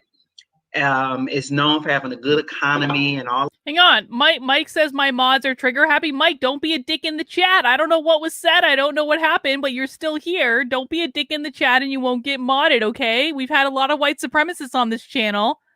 Just be nice. Just be polite. If someone made a mistake, let it go. All of that, even for, you know, people of color and Black folks and all of that, right? And I live in a community, a county that is very diverse, but is also known to be the home of the Real Housewives of Potomac. So there is that demographic where there's the really high, wealthy, high net worth, all of that, Chevy Chase, Potomac, all of that. And Mike, if you got accidentally modded, I'm sorry, but just like sit out the timeout. It's not the end of the world. I'm sorry. So the county is wealthy where I live. I didn't do it. You know, and there are resources and the schools and all that are good. You know, I put in air quotes when it comes to Black folks. You know how I go. Mm-hmm. they still find a way to under-resource our kids. Anyway, and I was horrified. You live in the community where the Real Housewives of the Potomac are, and you want to talk about under-resourced? I'm sorry. I'll introduce you to the high school that I went to, where I had 48 other people in my graduating class and had no resources to do anything. I bet my high school is a lot more under-resourced than the Real Housewives of the Potomac. And I have to say, I moved from Dayton, Ohio to here about 5 years ago. And so, that's the Midwest, about that, that's where you at. And the Midwest, particularly the Ohio, the Michigan and Indiana sort of trifecta region there, even some in Pennsylvania, that trifecta there was the Rust Belt, or the industrial Rust Belt of the country, that was all about manufacturing and building General Motors and Ford cars. That's long gone. And so the economic base dropped out. Yes, and why is that gone? Why is it gone? Why is Ford no longer building all those cars? Why can't people make a nice middle-class living by working for one of the major automobile manufacturers? Oh, because they outsourced everything out of the country and are going to continue to do it under Biden. Trump was starting to bring it back, but now it's just going to be cheaper. It is what it is. And this is all the Democrats' fault. It is literally all the Democrats' fault. This is, I mean, you are voting for the people that did this. Don't complain that major manufacturers are leaving when you're voting for the reasons that they're leaving.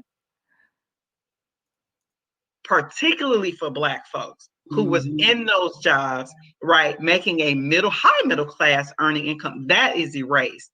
And so with that comes all of the issues with that, with the schools and everything. And so I'm framing all that. Why are white women responsible for the fact that all the automobile jobs got shipped overseas?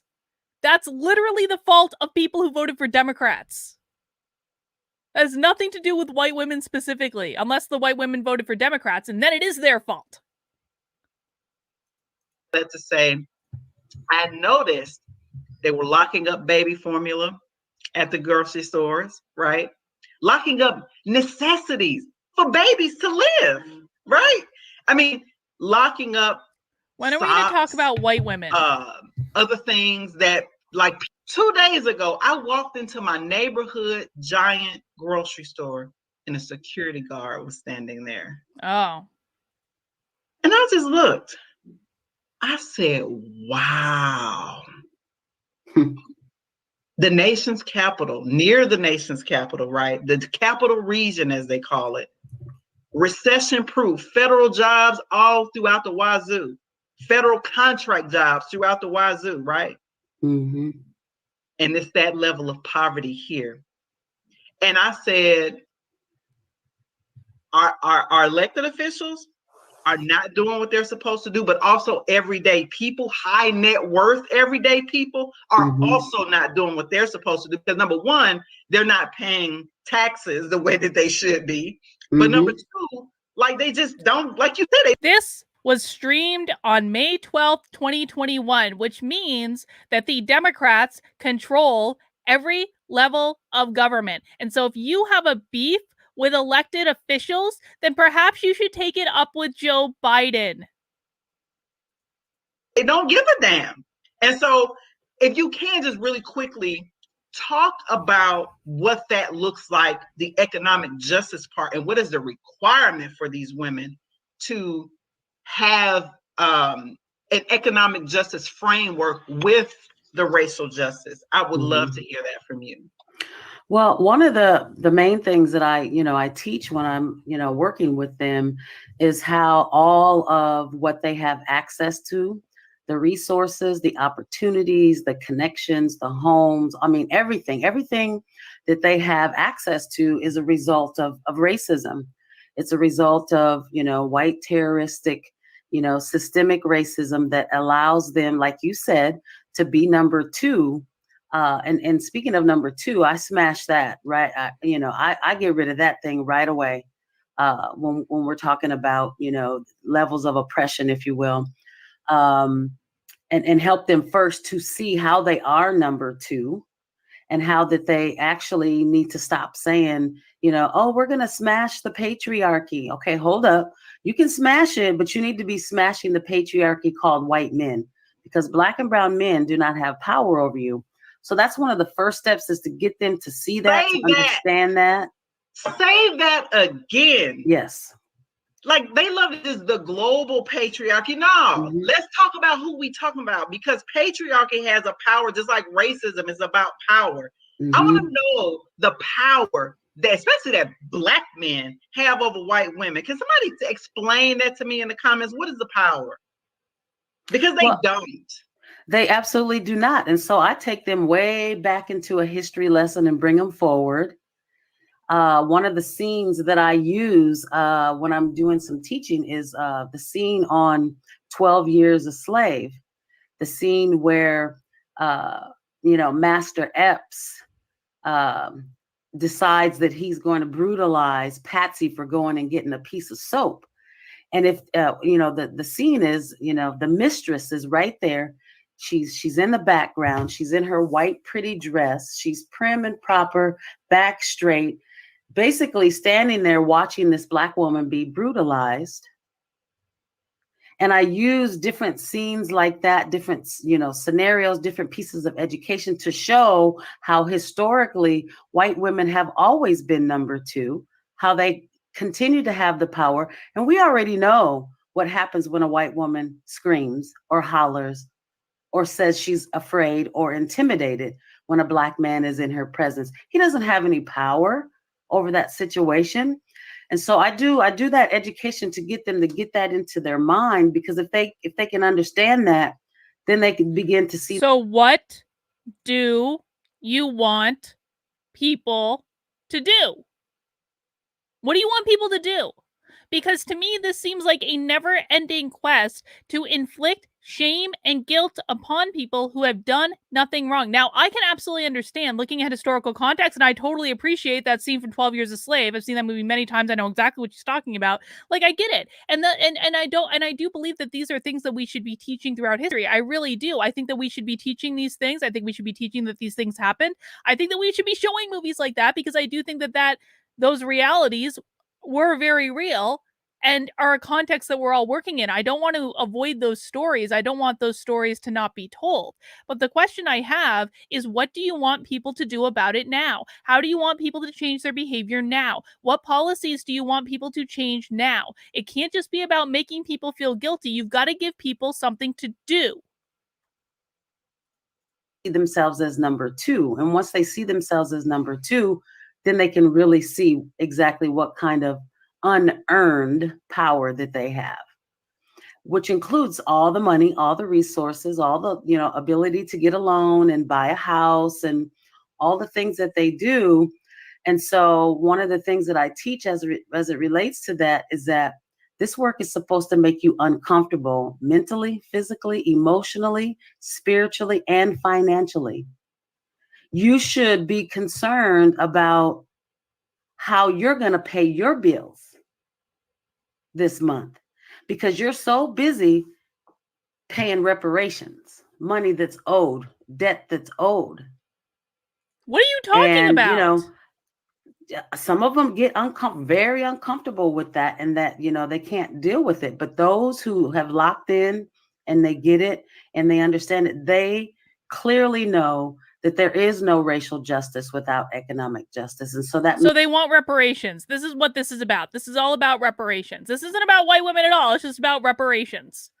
How about we make school choice? Can we just call school choice reparations? Can we please just call school savings accounts or whatever? Can we please just frame it as reparations? The smartest thing that Trump could have ever done would have been to frame his platinum plan in the 2020 campaign. He should just call that reparations. This is a branding exercise. Give money to underserved communities, which are going to tend to be Black, because that's just the way it is, and it shouldn't be that way, but that's the way it is. Like, give money to underserved communities, call it reparations, and call it a day.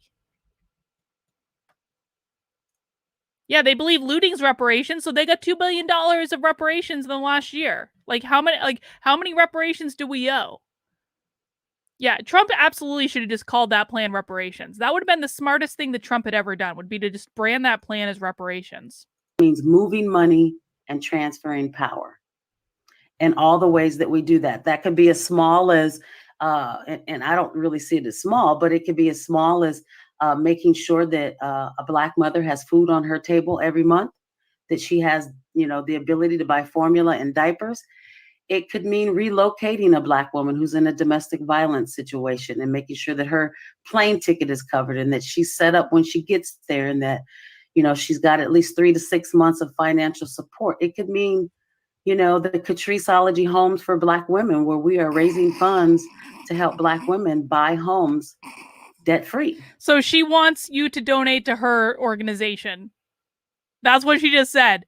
She wants you to, as reparations, we are donating to her organization. I am shocked and appalled at this revelation. Not at all, really. So, the economic justice work that we do within this collective and what I call white women to do all across the nation and the world is to move money and transfer power. I have actually... So the role of white women is to give all their money to Black women. Is to give their money and power away to Black women. Which, again, if you had a specific grievance that you wanted help with, I'd be more than happy probably to help you with that specific grievance. But if you're just telling me, give me your money, like, how is that any different than being robbed? I'm sorry. If someone sticks me up in a dark alley and says, give me your money, then how is that any different than what she's doing here, except she's doing it with guilt and shame? She says, I'm going to guilt you and shame you into giving me your money. Like, what are you using it for? Why? Zekiah had people step down out of roles so that Black women can step into them. Oh, okay. Oh, not only. Are you serious about transferring power? No, I'm not serious about transferring power because I'm not giving you my job. It's my job. I earned it. Build your own YouTube platform. I mean, I suppose she could. Like, I don't need to step out of my YouTube platform in order for her to have one of her own. But like, so we're supposed to give up our money. We're supposed to give up our influence. We're supposed to give up our jobs. Again, I have yet to hear of a specific grievance that we're working on here. Other than there was a scene in 12 Years a Slave, which again, I'm not delegitimizing that scene. That stuff was very real. But like, why am I supposed to give you my job because you showed me a scene in a movie? Okay, well, let's get this work in then. Are you the most qualified person to be there? Well, no, not really. There's a what makes you more qualified to be there? The fact that you're Black? Because that's not a qualification. Fabulous Black woman who really, okay, then step down. Oh, wow. And sometimes they do. Wow. So, that's the fruit of the labor. But man, let me tell you about the labor. Tell me about it. It's like swimming with sharks every single day, whether that's online, whether it's in a workshop, whether it's in my cohort, dealing with these white women to get them able to be the accomplices that we need them to be. Ain't no joke. I mean, I'm dealing with what I call weapons of whiteness all day, every day. And it's, it's exhausting. But so essentially she's emotionally breaking down white women so that they mindlessly do what she wants them to do. That's what we're talking about here. But at the same time, I really feel like this is the work that I was created to do. Mm-hmm. That I've been given a certain amount of resiliency and what I call detached compassion in order to be able to do this. Wow. Woo! Detached compassion. Girl, if you don't unpack that. And so, the white women who, oh my God. Okay. Hang on. You guys got to see this woman's website. You've got to see it. Okay. Hang on. We're gonna do a quick detour. I'm gonna show you this woman's website. Check this out. Catriceology. Look, that's actually kind of a fabulous picture. I'm not going to lie. America's #1 expert on white women's violence. Welcome to Catriceology. Straight up, no chaser, anti-racism education. Ignorance is not bliss. It's deadly. Ignorance is a liability in interracial engagements. What you don't know will hurt Black and brown people, whether intentional or unintentional. Racial insults, assaults, and invalidations are violent. Get educated so you can be and do better. And then lots of pictures of Catrice in different. It's kind of like when James Lindsay puts like different pictures of himself on Zoom, like, and like one's like further out, and then you get closer and closer. Donate to the Justice's Love Fund is a collective pool of money designated to assist Black women for emergency funds for survival and cash infusions. I'm actually not like opposed to stuff like that. Reparation. Okay, these are how you can support her work is by different GoFundMe's. Donate to Fellow Black Women's Conference. Purchase from her wish list. Oh, she's got an Amazon wish list, and you can send her stuff. $127,000. Oh my God. Yeah, she is using my colors, and I'm not happy about that. What is this for? Reparations campaign for descendants of enslaved Africans, supporting Catrice Jackson's wellness and anti-racism work. We secured a house in 29. Where is the? Hang on. Oh, a vegan restaurant founder started this. Okay, so this. She's gotten a white woman ally to start her a GoFundMe with $127,000. I am the co-founder and co-owner of Trio Plant-Based. Trio is a vegan restaurant with a foundation of racial justice in Minneapolis, Minnesota. I am an unwavering proponent of reparations for descendants of enslaved Africans, and I am thrilled to invite you to be part of my campaign for reparations. Reparations are a matter of common sense and human decency, and for those of us who accept simple historical facts. It is a historical fact the United States was founded by kidnapping and enslaving African people. The debt created, blah, blah, blah, blah, blah. I'm honored to. So why are we giving this to Catrice? I don't understand. Catrice is a descendant of enslaved. Oh, because this is reparations for Catrice. Catrice has gotten $127,000 from a reparations fund. Are you kidding? Are you shitting me? Wow. All right, let's go back to her. Wow. She got people to donate $127,000 to a fund for reparations for her. Like, not even that she got someone to do. This is the brilliance of this woman's grift. She got a white ally to set up a GoFundMe to raise her $127,000. Okay, Adrian's making a good point. From 27 people. Let's see. Hang on, I'll bring this back up. Top donors. 20,000. Who is... Wow.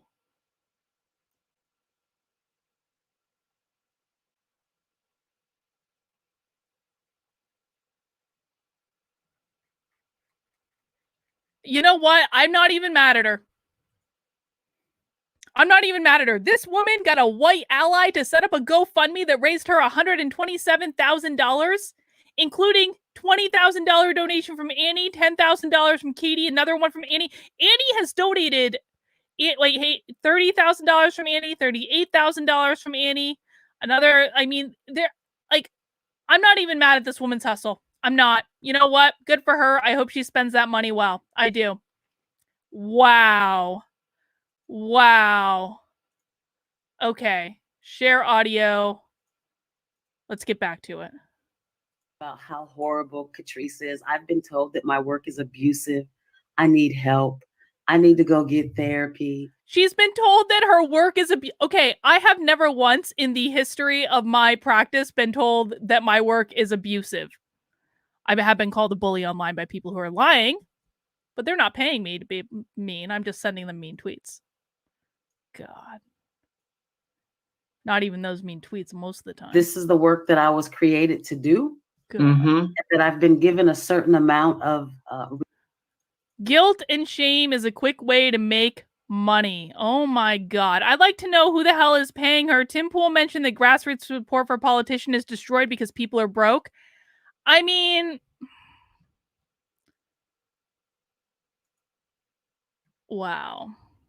resiliency and what I call detached compassion. Who's paying her? Our rich, white, liberal, progressive women. That's who's paying her. Those are the people who feel extra guilty about all this stuff, and they're already like well off. They have $38,000, one of them, to spare to give to this woman. I mean, again, I can't even be mad at her. I don't think there's such a thing as grifting, because I think if you're giving value to the world, you're going to get value in return.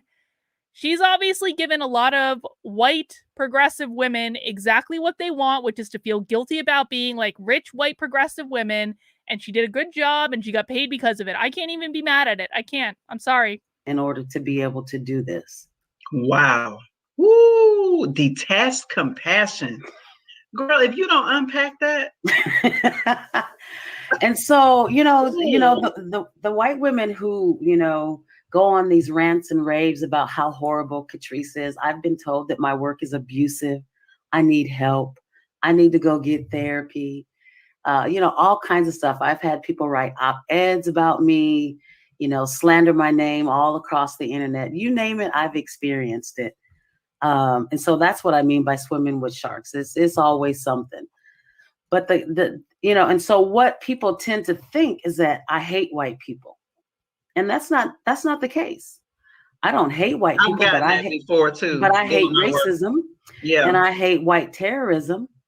And so in order to be able to do this work, believe it or not, I have to have some kind of compassion for these folks, as violent as they are, right? Meaning that I have to be able to believe that there's some humanity in there for me to tap into. Wow, she's digging deep to try to make to really see that white people have humanity too. White women have humanity too. Oh my God. If I don't believe that there's any humanity in there for me to tap into, then, the work doesn't even make sense. I shouldn't even be doing it.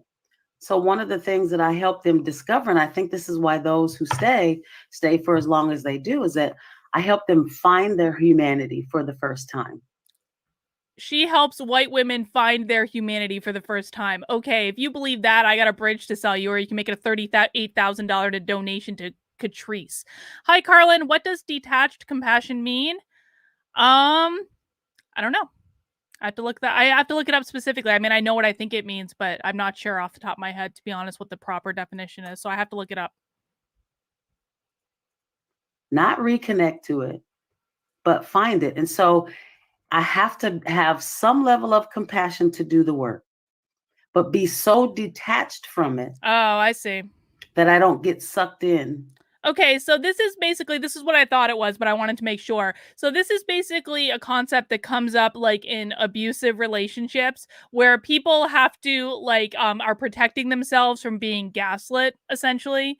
That's what she's talking about right now, which of course doesn't actually apply in the context that she's talking about it, because she is willfully engaging in relationships with people who she claims are terrorists, like white terrorists. She's willfully engaging in them. She can disengage in them anytime. But that's generally what she's talking about. She's using the term incorrectly. And that I don't allow myself to be used and abused in a way that keeps me from doing the work. And so it's kind of similar to like being a therapist. No. Like you can have compassion for your clients, and sometimes people go through training to become a therapist. They go through different mentorship programs to become a therapist. There are things you have to do to become a therapist.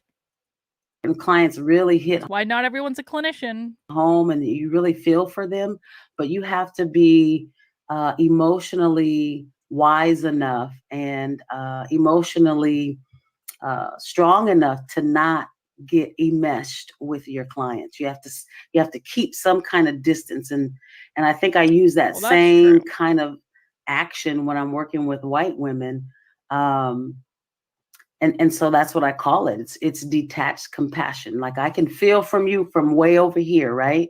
Or I can understand you from way over here, or I can have some kind of compassion for you from way over here, because I know if I get close with you with that compassion, they'll use those weapons of whiteness against me left and right. And so It's a practice that I want to know what the weapons of whiteness are.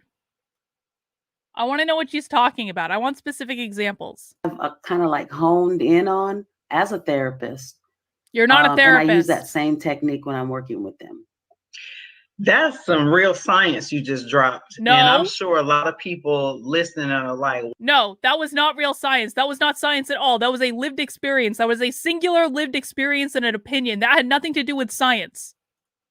Wow, because I know that one of the things that you mentioned earlier that white women and girls particularly know how to do is center themselves, use tears, because most of us are very compassionate. You see somebody crying, you feel compassion, and you want to back, like, oh, I shouldn't have said that. Oh, I should have found another way. You know what I'm saying? It's like then you blame yourself about things that was righteous, right? But they pulled you off of your square. You know what I'm saying? And you just described that so well, where you have compassion, but you're not pulling me off of my square right now. That's right. That's right. Love that. And you know what? Real science, yeah. You know why they use the tears, and why they expect us to do something with those tears? Because they've mammified us. Oh shit, girl, Lord have mercy. What is this? I mean, you know, when name a time in this country where white women haven't used black women as their mammy. So they expect us to turn around and coddle them and hold them and say it's going to be okay, and you know it's all right. What are you talking about? No, we don't do that over here. I don't do that. We've mammified them? Oh my God. Okay. So when they cry, it's a form of manipulation. It's a very strategic tactic. It's a form of narcissism. And they cry with the intent to derail what you're really talking about. You know, I saw like one of those horrible TikTok videos like a couple weeks ago where there was this these two friends, and one was black and one was white. And the black one was always trying to educate the white one on how the white one had microaggressed against her.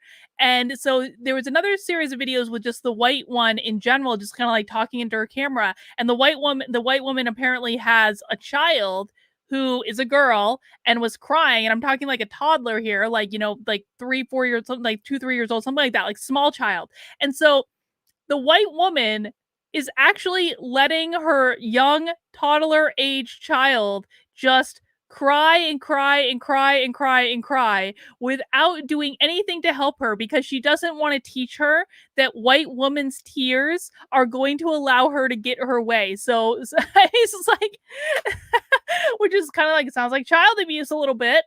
But that's just me. That's just me. Or what's happening, to deflect from that, to take you off your square, and then to spin it around to make you the villain.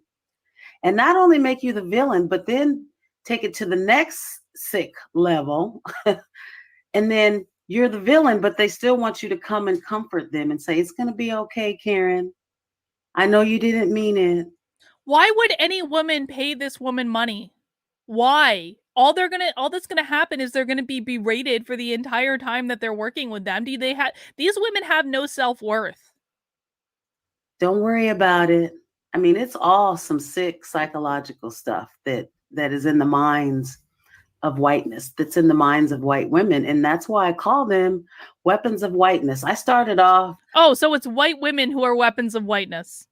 And they're all just like, all white women are the same and are all just trying to emotionally manipulate and gaslight everyone else. Okay. No, Karen, it was Karen, not Karen. When I first started doing this work with 3 or 4 weapons, and I'm up to like almost 50 now. Ooh. Wow. Well, Wait, did she say that 50 different women are working for her? Or like doing this work with her? That 50 women who she says are white weapons are paying her to be okay. You know, I can't even be mad at it. I cannot even be mad at it. I can't. These people see a business opportunity and they took advantage. A whole lot of science in this first half hour segment. That wasn't science. That's not because science. I wanted people to hear this, and I have to say though, I know the other webinar was probably like more productive from like a purely how are they going to implement their Orwellian dystopian society. Like I get that, but this is so much more fun. This is like we had some vegetables in that other one. We kind of saw what they were doing, and it was bullshit. And now I feel like now we've moved on to a full on dessert course. I really do. This is so much more fun. People to know like the real impactful work that you're doing is not just for show. You have written books. I mean, you've done this. You're doing this, right? Mm-hmm. And I want to tee up this clip because I thought about you. We have a clip of a white woman who is, I believe, at a school board meeting. And I just want to play this really quickly for the audience and have you respond. Because I do not want critical race theory taught to my children in school does not mean that I'm a racist, damn it. So there is the tears that you just explained as a tactic. That's a school board meeting. Now that's just one clip, right? Like this has been happening all across the country. And thankfully somebody posted that on Twitter. So that's how we got it. Your reflections. Well, let me just say this. It's classic. It's textbook. It's exactly what you expect from white women. I'm not shocked by it anymore. I expect to see exactly that. It's a piece from what I call the white woman script. And it's predictable. You already know what's going to happen. You already know how they're going to respond. And even though sometimes we already know that they're going to respond that way, it doesn't take the violence out of it. And I call it violence because what they're doing is causing harm in some kind of way, whether that's emotional, spiritual, physical. So I'm responsible for causing you spiritual harm by expressing an opinion. Because I'm a white woman. Is that what we're saying? We're saying that white women are responsible for causing you, someone they have never met, spiritual harm by expressing an opinion and a concern? Okay. Psychological. I call it white woman violence. And so what she's really afraid of is a couple of things. The two things that I see that this woman is afraid of by not allowing, this to be, taught to her kids is she's afraid to lose power, number one. Because if somebody gets educated or somebody's enlightened or somebody, decides to be or do something different that better serves humanity, then that means things get spread out, right? Hopefully that means that, and that resources get spread out and people are treated the way that they deserve to be treated, but she doesn't want to lose power.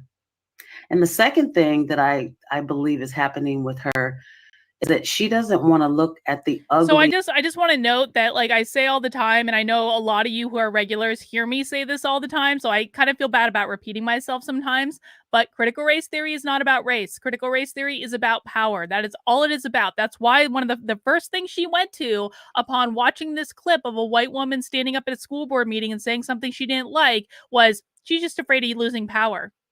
Her first concern wasn't about race. It was about she's afraid of losing power. Well, what does that mean? It means that they're trying to use this situation to gain power, which is why this is a power game. That's all this is. All they do is use race in order to gain power. That is it.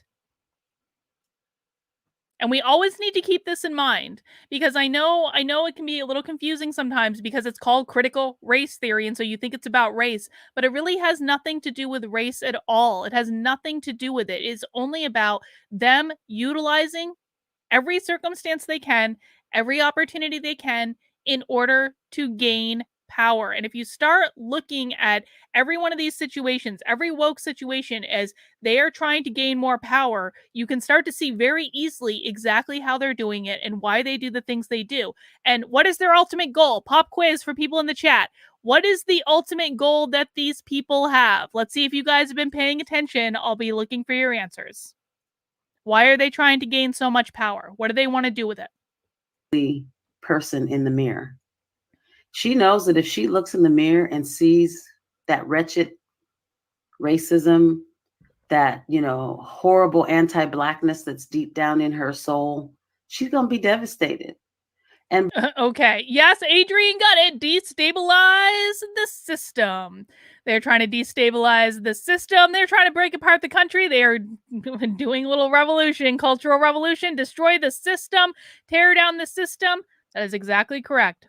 You've got to start looking at every woke thing that happens as they're trying to tear down the system so they can rebuild it in their own little Marxist image. That's exactly what they're doing. Believe it or not, when I ask them to do this exercise, literally, I say, you need to get a box. You need to go down into the dungeon of your soul and trust and believe down there are piles and piles and piles of anti-Blackness. You need to go down there and pick up one pile. You need to bring it up, put it in your box, bring it upstairs, put it on the table, sort that stuff out one by one, look at it, own it, and then figure out how you're going to eradicate it, how you're going to get rid of it. Don't tell me that it's not there. I know that it's down there. And so that lady is afraid. She's afraid to have to look in the mirror to see the ugliness of what is really inside of her. And it's that anti-Blackness and it's white woman violence. Yeah, it's really sad. And I think you articulated it well. And to your point, as far as like losing power, the mostly male legislators in states across this country have been responding to those tears. They have been coming to the rescue. Governor in Oklahoma just signed into law the anti-critical race theory in the curriculum there. Tennessee, I believe the governor is on his way. Both of the state legislatures have passed them. And now it's on its way to the governor's desk, I believe, if it has not already been signed. States, not only that, school boards across this country have been banning, all across the country have been banning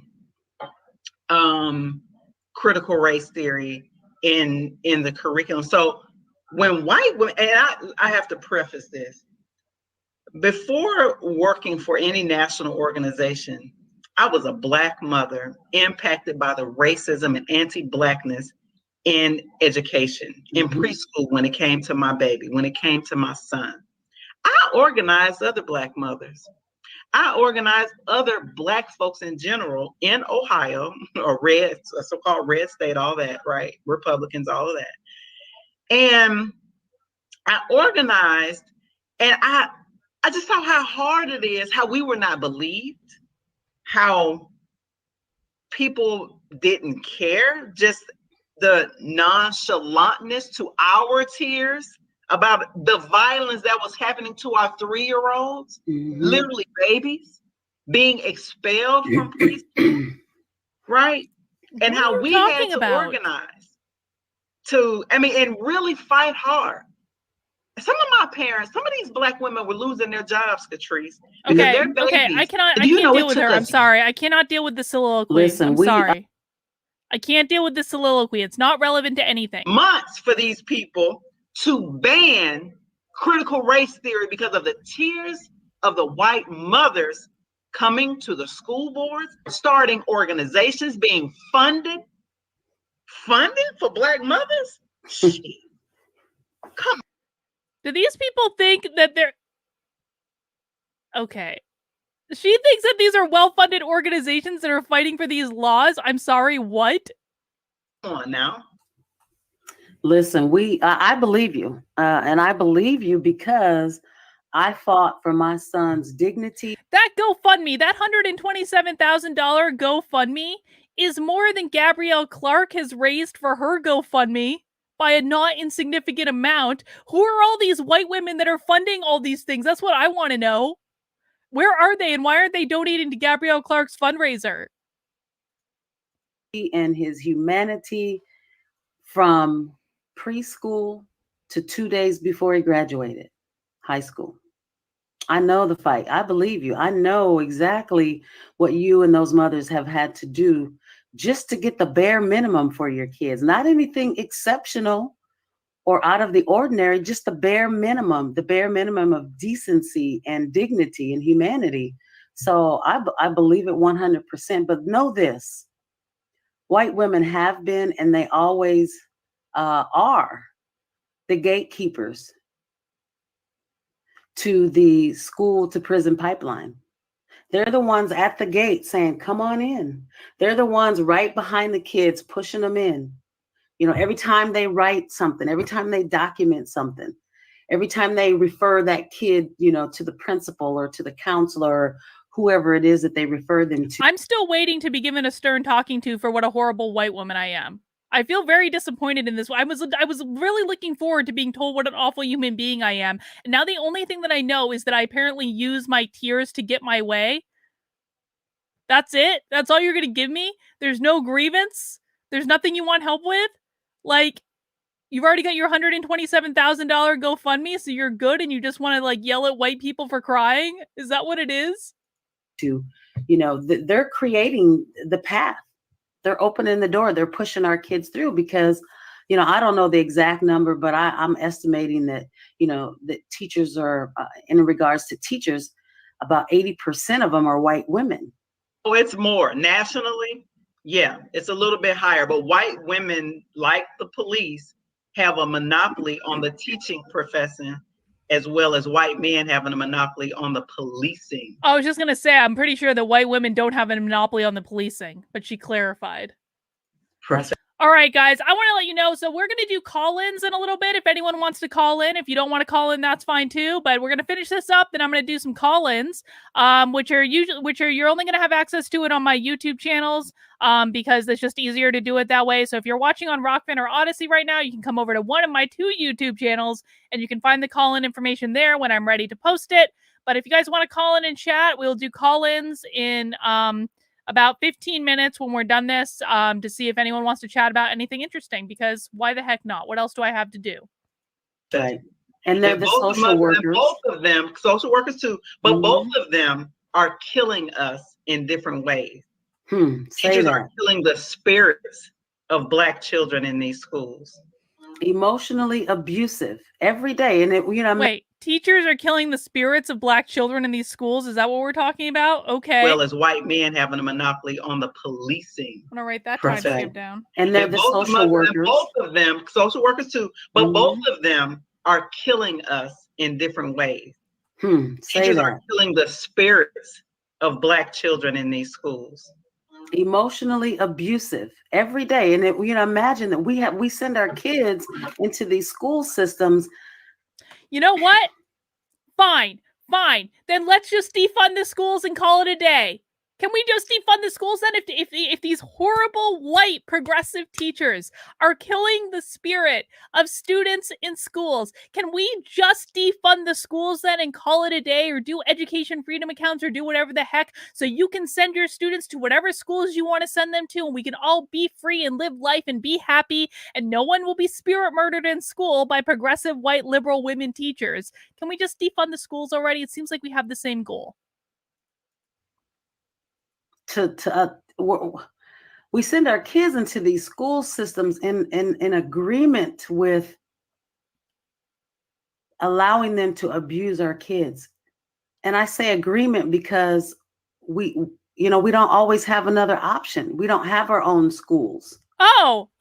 We don't have enough. You know what I think would fix this problem entirely? School choice. I think that school choice would be a perfect solution to this problem. I think that we should stop putting our tax dollars, the blood money that's collected on the backs of oppressed Black people in this society. I think we should stop putting them into these public schools that are only spirit murdering Black children. We should do school choice, defund the schools, give you the money, you send your kids exactly where you want them to go, or homeschool them. You have the resources to do that. I think that defunding the public schools would be a perfect solution for every single one involved. Who is in favor of it? Type Y into the chat if you are in favor of defunding the schools. Enough of our own schools. And so we know we have to send our babies to these schools, to these wretched white women who are doing a psychological act of terror on our children. I've actually created a course, a 4-week course for teachers specifically on how. If you guys don't think this is getting clipped, you aren't paying attention. I'm DMing this to Corey DeAngelis as soon as we get off this stream. This is gold. How to I say less because I don't believe it ever can be. I don't believe that it can ever be fully eradicated. How to be less anti-Black to our kids when they're in your presence. What has the response been to that, dealing with teachers? And I know, like, before we end, I want you to please tell people how they, number one, can support your work, right? Resource it. Mm-hmm. Number two, I want you to tell people, where can they find you, right? If there's white women watching this, how do they join?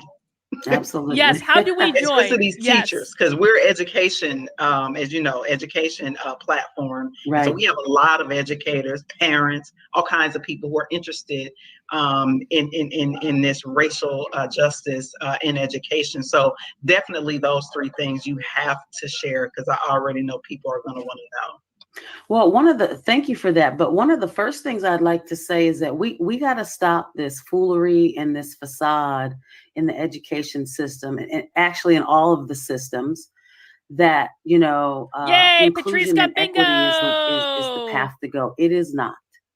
One of the things that I say is that diversity is dead and inclusion is an illusion.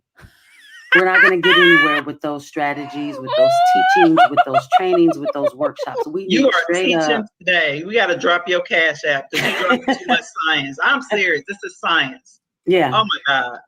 We got to go straight to the jugular. We got to go straight to anti-racism, period. That's it.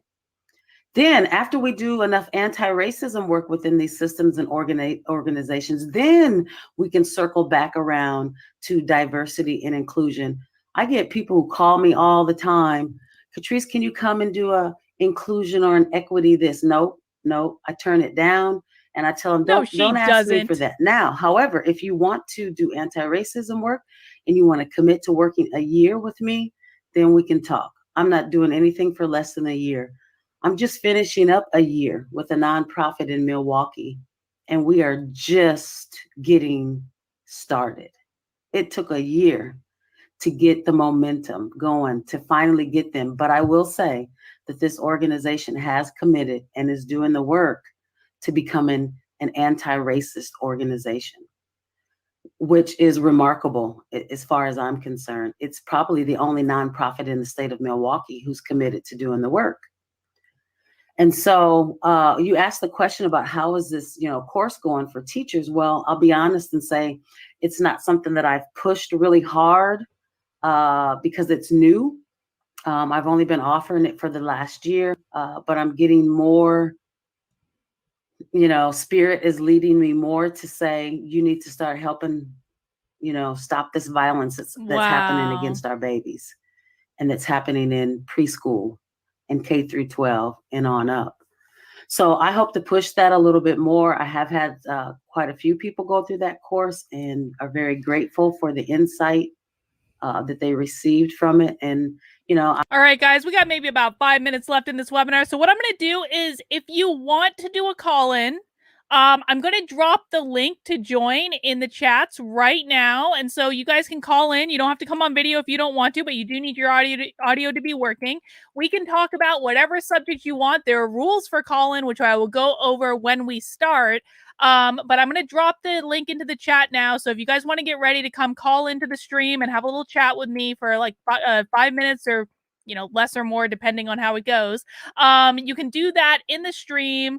Or we can get ready to go for when this is over. So I'm going to drop the link in the chat now that you can follow.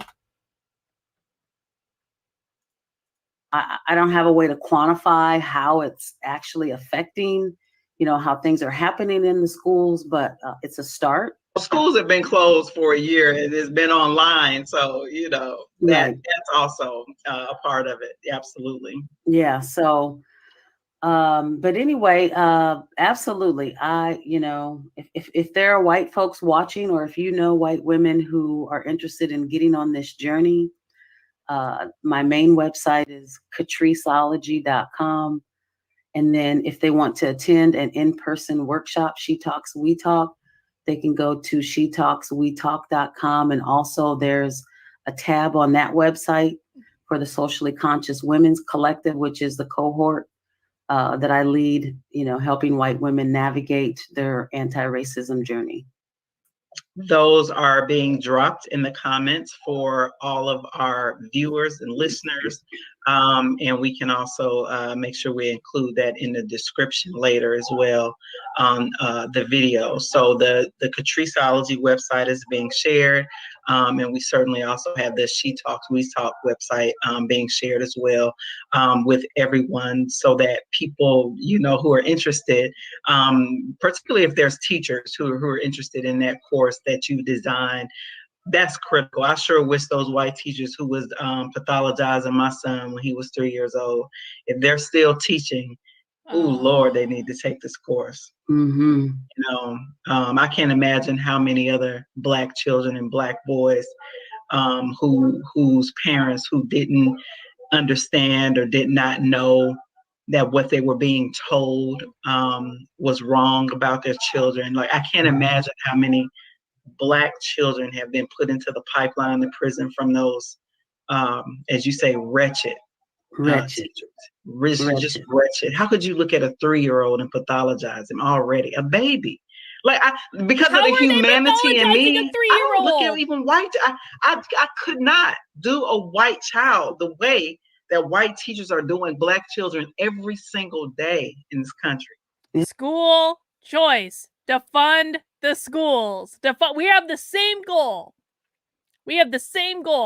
Those teachers should stop abusing students. We agree. Let's defund the schools. We can all come together around this plan. Every single day. And that's why humanity wouldn't allow me. That's why I say my work helps them find their humanity for the first time. Isn't it ironic that they look at us as less as human, but when we look at the historical violence of whiteness, who's really inhumane? Wow. Anytime you can hang somebody from a tree, cut off. All right. We're not going to describe a lynching on the channel. All right, that's all we have, guys. I've got some glorious clips. I'm going to clip from that a little bit later. But what I want to do right now is I want to do some call-ins. And call-ins are basically a time when, you get to come on the stream. We get to have a little bit of a conversation. I already see some people lining up to call into the stream. Now, I just want to remind everyone, so if you would like to support the work I'm doing, if you enjoyed the stream today, and I know it's a little bit different than usual. It was a little bit of a weird thing. The first one was weird. I don't even know what to say. But if you want to support the work I'm doing, the first thing you need to do is mount that like button. The second thing you need to do is to make sure you are a member of my Locals community. You can join Locals for free at kb.locals.com. But if you want to support the work I'm doing, you can become a monthly supporter or an annual supporter. And that opens up all of the features and gives you access to everything. So monthly is $5 a month. Annual is $50 a year, which gives you 2 months for free. And Locals is awesome. We have a community Zoom call tomorrow at noon Eastern time. So if you join today, you're going to be able to come in, join our community Zoom, and we'll have a great old time. All right. So I see 4 people in line for call-ins so far. If you want to call into the stream, I have pinned the call-in link at the top of both Actively Unwoke and also my main YouTube channel, so you can click on either of those. It'll bring you to the same place. We have 4 people in line right now. In order, I see Janice Zeal, Sarah, Casper, and Miguel. That's the order that we're going to go in. Anyone who joins will join after them. Now, we do have a couple rules for call-ins. Number 1, you are invited onto the stream as my guest. I reserve the right to boot your ass off the stream at any time for any reason at my discretion. Rule number 2, be polite, and you have a significantly lower chance of being unexpectedly booted from the stream. You are allowed to come on and disagree with me. You are allowed to come on and think I'm a horrible person or whatever the heck, but just be polite about it and I won't boot you from the stream. Number 3, each caller who follows the first 2 rules will get a couple minutes to have a conversation with me. I can extend the time if I feel like I want to and the conversation is interesting, but generally we like to keep these pretty short so that everyone can have a turn. And let's get started with Janice Zeal. Hey, Janice. Hey. How are you today? I'm alive and well. What about yourself? I'm doing okay. It's a typical Wednesday. Yeah, it's pretty warm here, so I got my AC on. I apologize for the background noise, but I don't want to be turned into a peach cobbler. Things are going way too well for me. I got a potential job offer from my janitorial lead staff supervisor label thing. Yay! She's also an MMA fighter, so I've seen her fight. So that's cool. She's talked to me a number of times about appropriate out of work stuff. Well, you don't want to piss off an MMA fighter. That would probably go very badly for you. Yeah, no. She thinks I'm cool. She actually thinks autistic people are cool. So she wants more of us on the team. Excellent. Well, I think autistic people are very cool too. What I've said is, like, if everyone else hates me, but the people on the spectrum like me, I'll take it as a win. I'm only gonna hate you if you actually start attacking myself or people like me, and you're not like that. You remind me of that. You remind me of a person that's probably as old as my dad, who wrote. I am not as old as your dad. Who was riding on Metro Mobility alongside me, and we started chatting. And no, you're not. Actually, I was gonna say that one person complimented you by saying you looked about 25. I'd say closer to 20. Thank you.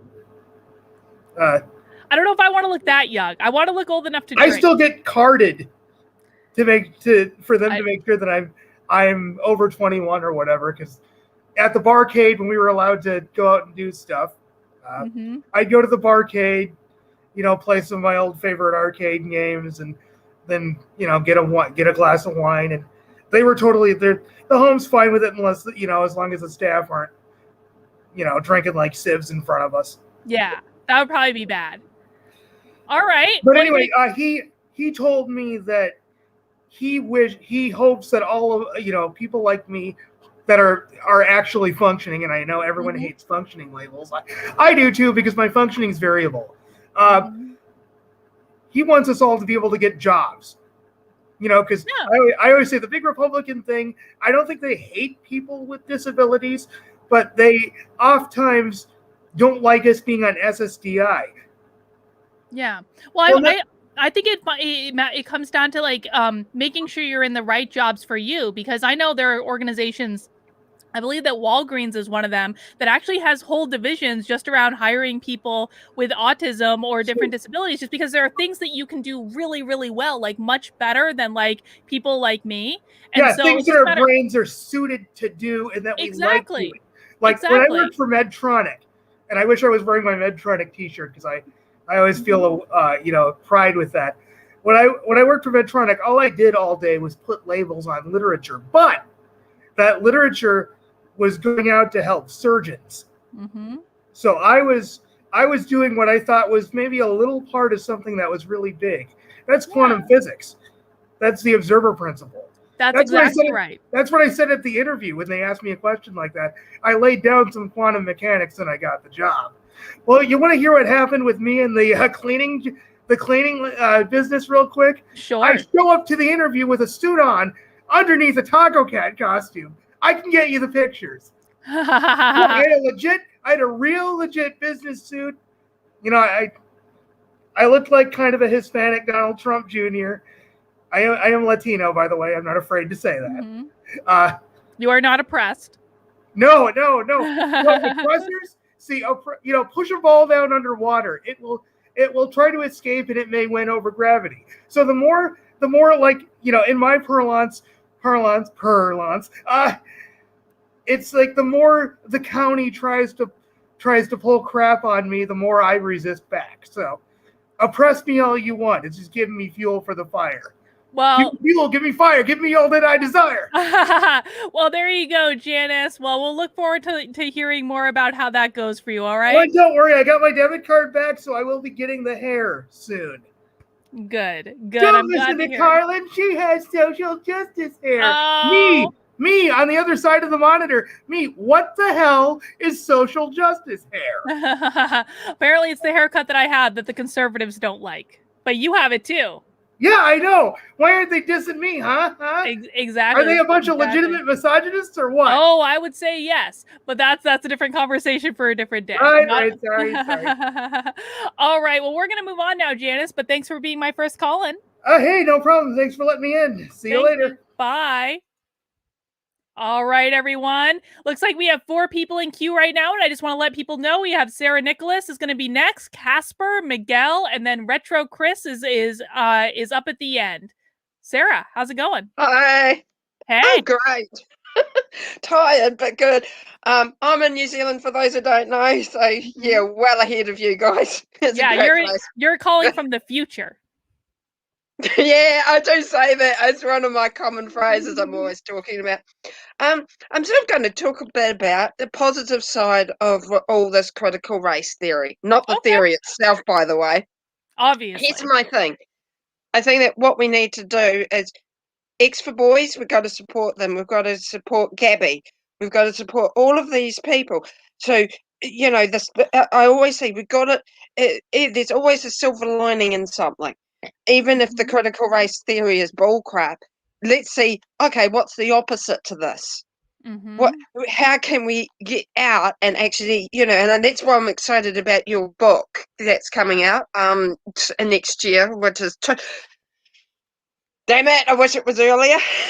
I want it now.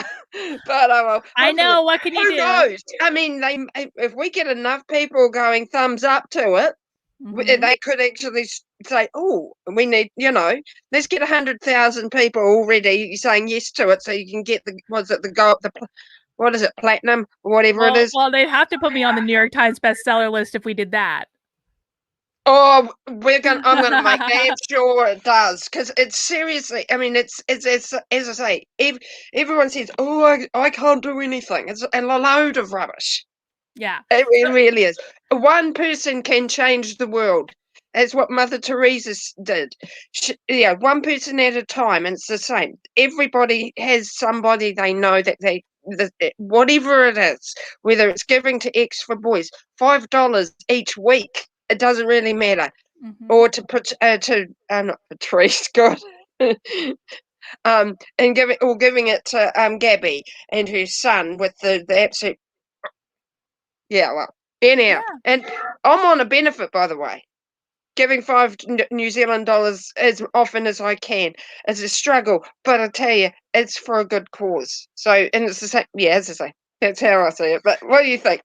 Well, I think you're doing a great thing, Sarah, by making sure you're giving when you can and making sure you can. And, you know, I think, you know, you're presenting a good example for everyone else. And you're right. Like one person can make a difference. And, you know, the book that Sarah's talking about, for anyone who doesn't know, I literally just finished it and sent it into the publisher the other day at 4 a.m. And it's a book about how to fight back in different areas of your life, provides highly practical experience. You're going to be hearing a lot more about it as we move towards publication. And I'm going to be releasing some of the content leading up to it. We're going to talk about some of the content as a little preview. Is that question people. About that? I've been onto the website. Is that connected? It will be.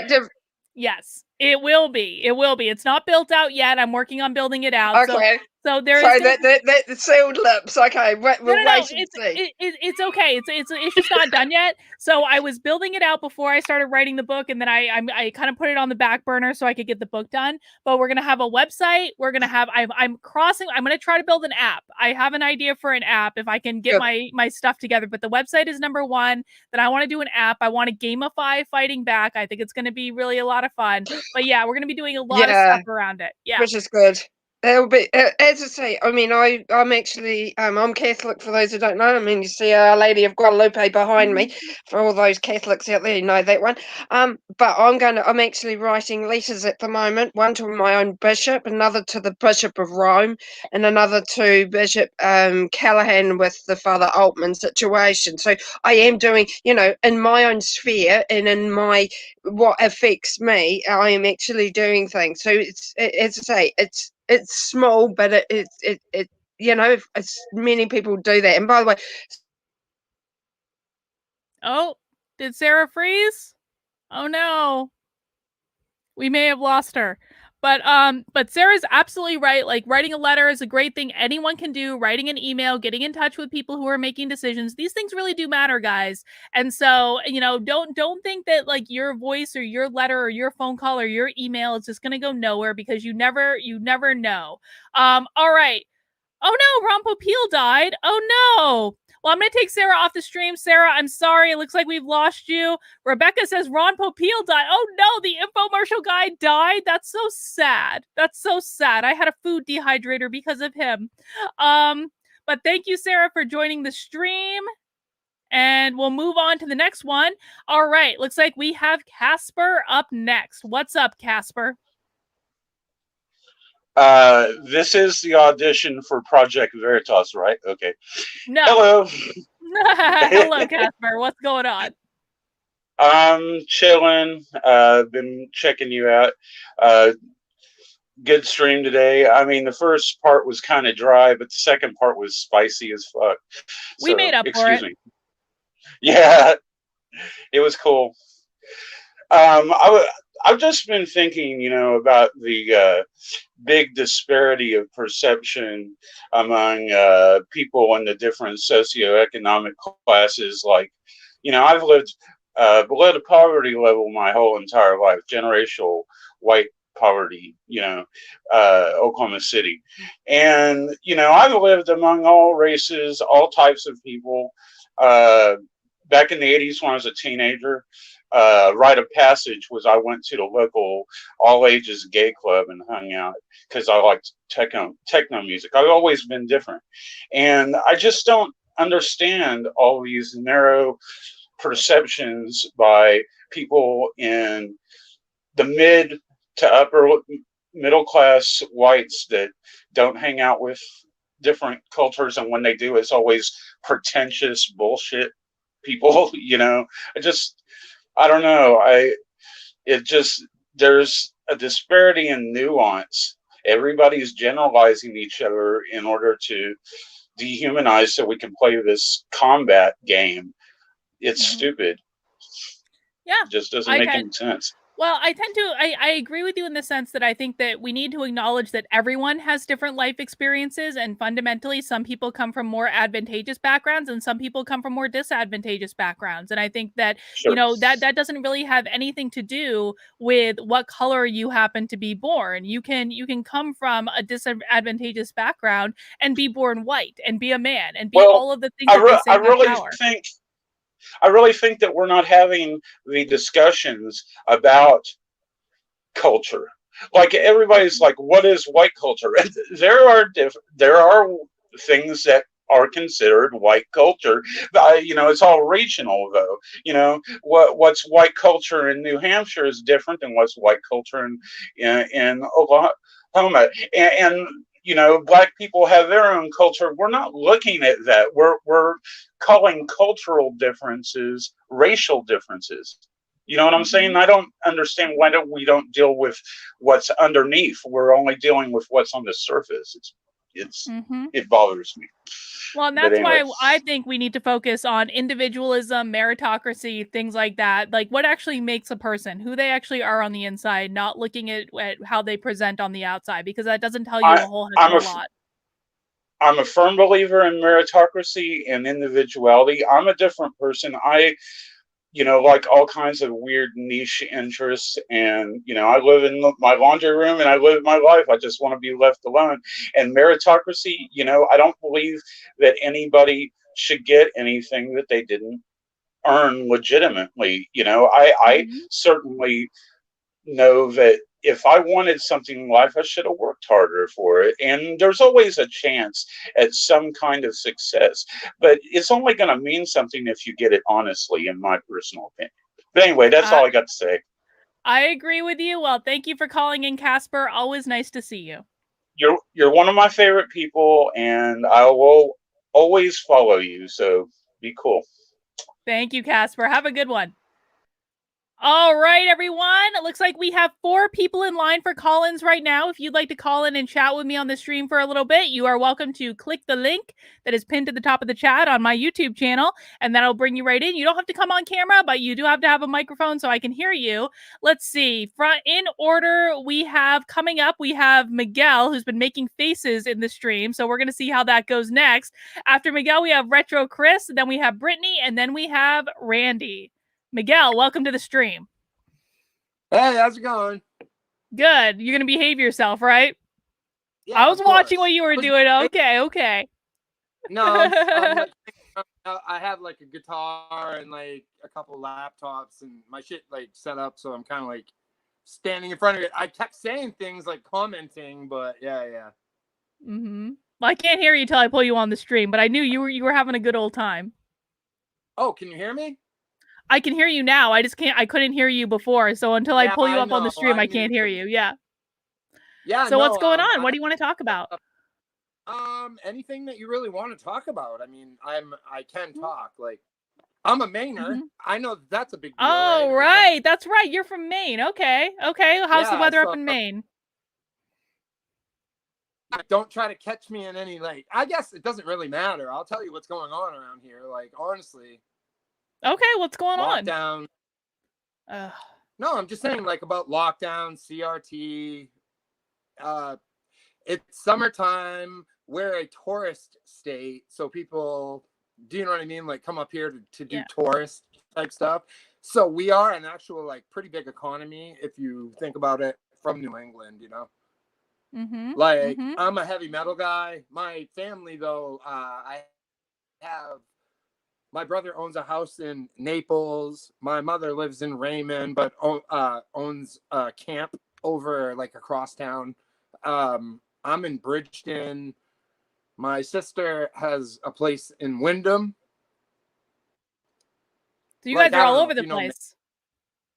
Well, yeah, but the thing is that's like the area. Like Cumberland County, you have Augusta, which is like the capital, I guess. Is Augusta the capital of Maine? Do you know anything about like history? I think so. I think it is.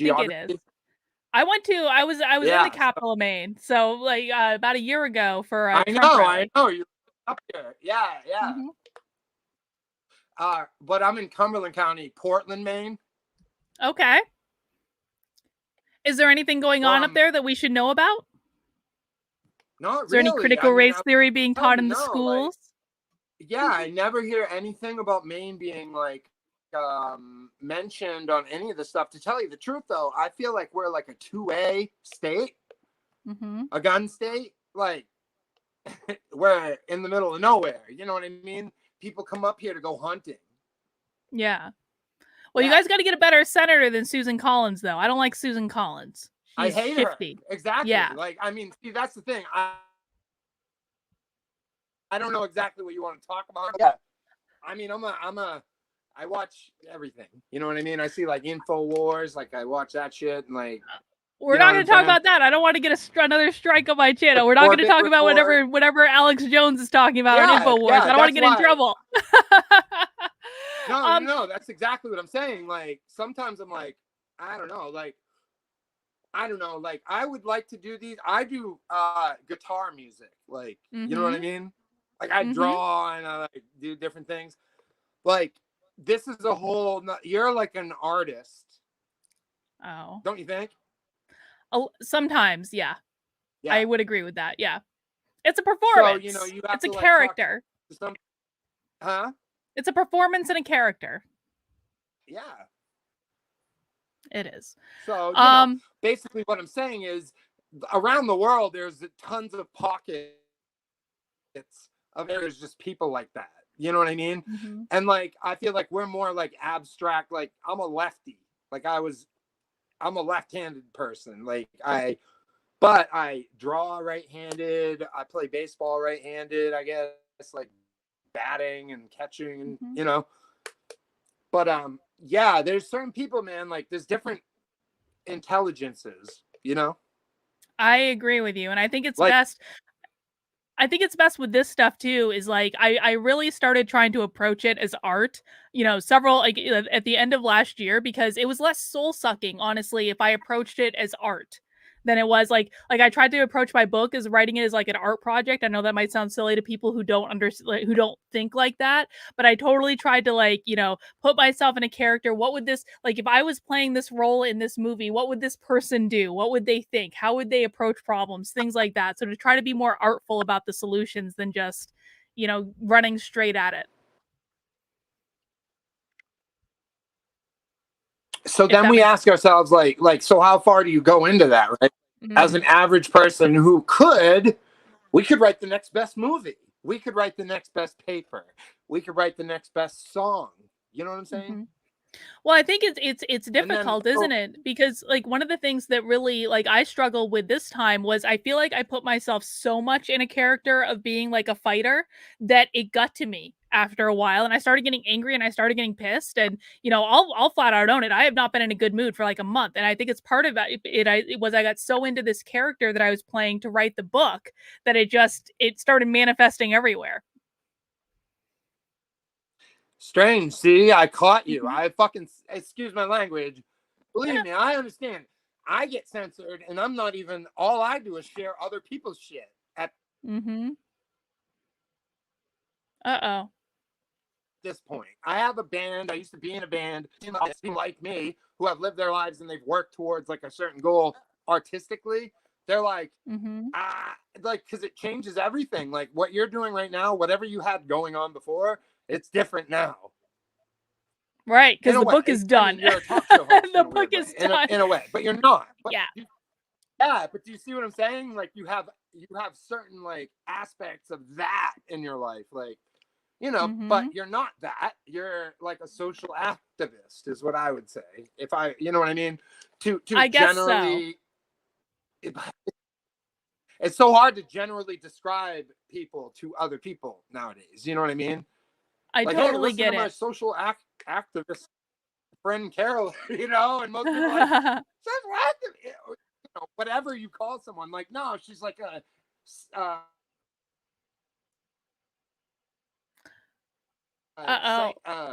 You know what I mean? So, yeah, guess, Miguel, right? I totally get what you're saying, like but your colors, your sparkles. Thank you. Your connection's a little janky, so we're gonna move on for totally today. Different. But right, my subject matter. Yeah, so we're gonna move on for today just because your connection's a little janky. But we'll do this again sometime. All right. All right. Thank you, Miguel, for that. All right, guys, we have 3 more people in line to call in right now. If you want to get in line to call in, please click the link at the top of the chat. We have Retro Chris, and then we have Brittany, and then we have Randy. Retro Chris, welcome to the stream. Okay, can you hear me okay? Yeah, you're good. Okay, good, because I could barely hear Miguel. He sounded like he was on another planet, so I'm glad. Yeah, the connection was a little janky, but yours sounds very good. Okay, good. Well, I was kind of seething a little bit watching the ladies you were showing, and I'll try to make this point succinctly as possible. Geographically, I live 20 minutes away from and an hour from 2 urban school districts. One of them, the students, about 85% Black students. Teachers are over 50% or over are white. And the other district is a mix of, you know, Caucasian would be in the minority there too. And they are begging for teachers and they can't get them. So where are these women who are doing these webinars and are college educated? Where are they when they need tutors for ACTs for these kids in this urban school to catch them up so they can graduate literate? They're graduating kids and they can't read at an even 6th grade level. Oh, yeah. So they're tearing down white teachers. Teachers are forced to retire at 70. My husband is close to 50, and his reading teacher from when he was in grade school came out of retirement to offer her services to tutor these kids. Where are these educated Black women, instead of charging for their webinars, actually making a difference with these kids and making them equal by getting tutoring them? You know, the thing of it is, it's not about that. Again, that's not what their goal is. You're working off of the premise that their goal is to create a more fair and just society in which people can just go out and get a job and do all the things they need to do. That's not what their goal is. And this is why it's so important for people to understand that you have to start with the premise that their goal is to destabilize the system, and they're trying to get as much power and influence as they can in order to destabilize the system. What is the easiest way to destabilize the system but to have an uneducated populace who can't think critically and just take whatever they're told because they don't know how to read, they don't know how to write, they don't know how to process this information because they were never taught that in schools. This is all part of a very deliberate plan that all leads up to destabilization of the system. You are absolutely right. Because I'm thinking, well, they could join Big Brothers, Big Sisters. There's too many things they could do. But you're right. They don't want to. They just want the glory, and they want to be publicly oppressed at all times. Because, and then if they're saying it's a white woman's fault, well, where are they making, they want to make sure Black women have food for their babies. Then why aren't they holding the Black men accountable to do that for their own children? And it's called the welfare system that already exists, but you're right. They don't care about these kids. Yeah. No, and that's the truth. And I mean, to be frank, there are a lot of programs that have existed in, school districts that are made up of all sorts of different populations that would have actually helped in these situations. I always come back to this program that was in inner city schools in Baltimore several years ago, teaching kids how to meditate, teaching kids how to take responsibility for their mood and how they were treating people. And when kids got in trouble, they didn't go to detention. They didn't get suspended. They went to the meditation room and they realized how to work through their own nonsense. Like, I would support programs like that every single day of the week. But these anti-racist people, they don't want programs like that. They don't want to teach students how to read them, no matter what the race of the student is. They don't want to teach them how to do math. They don't want to teach them how to write. They only want to do this anti-racist education stuff. And we saw that in the first video, right? They built their entire facilities plan not around what was going to best educate the students, best prepare them for the real world, but what was going to support critical race theory. Right. And the other thing is, so many of these teachers can't teach because they're social workers. Their kids can't learn. They get in fights because they're hungry. They come in clothing that hasn't been washed in a week, and they provide these things. They bring clothes for their students.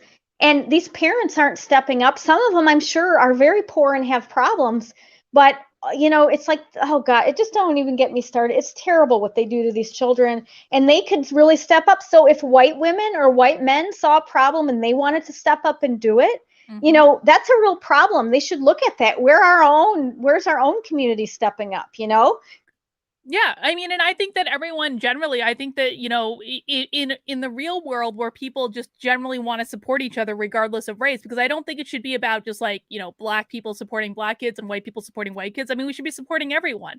But again, like, that's not how the discussion is being framed. But I do think that we need to start looking at it as just like, how do we support people? I think as much as possible with the position that, like, people like you and I are in, we need to take race and supporting people, like, we need to take it out of the discussion entirely. Because since the left is framing everything in terms of race, we need to do a really good job to make sure we're focusing on a color indifferent world based in individualism and meritocracy. And race simply does not need to be part of the equation. Can we look at what's happened throughout history? Of course we can. Can we talk about how to make sure everyone has equal access to all of the opportunities that are available? Of course we can. But I think as much as possible, we need to make sure we're not focusing on race as much in the discussion. Yeah, and I look for the day where ethnicity or race can be used as a descriptor of somebody and not, doesn't matter for hiring or anything like that. It's just another thing about a person that is part of the whole. That's all it is.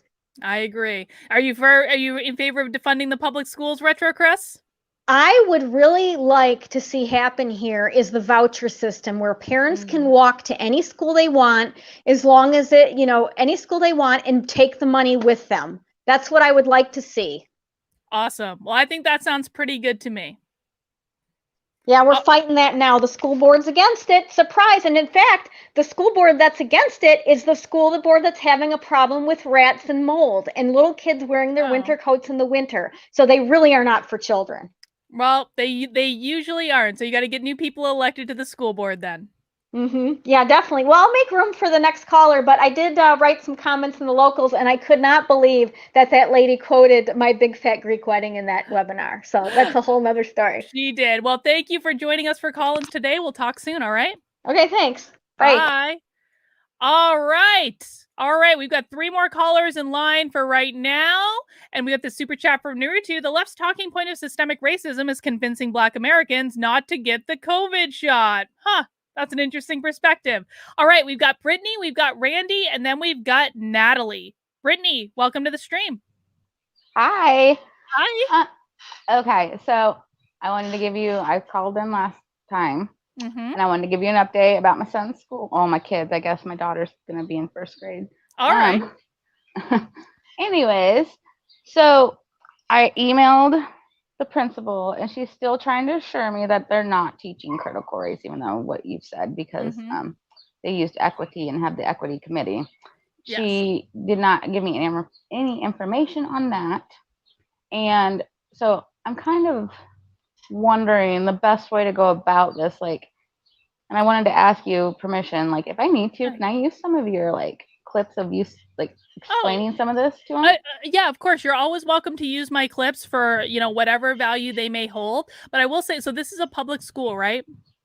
It is. And does right. that mean like it is with like it's within the government type of thing? Yes, exactly. So anytime you see public school, this is a government funded school. It is our tax dollars are paying for this school. You have a right to know what is going on in this school.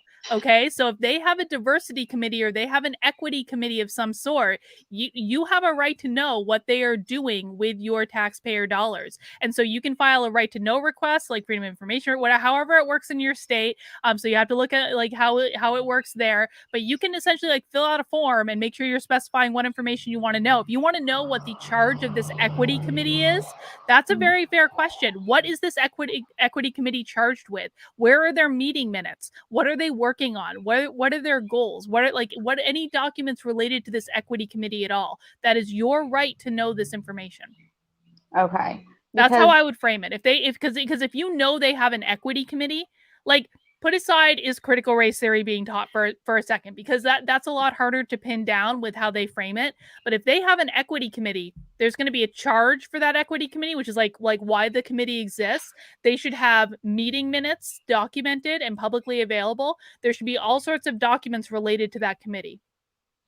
Okay. Yeah, none of that's up yet, but they've said they've had it since 2018, which this is the first time we're all hearing about it. So what I would do is I would file a right to know request with the school to force them to give you this documentation. Okay. That sounds good. And then I just wanted to make one quick comment. So my grandma, bless her heart, she's 85 years old, and she is still a substitute teacher.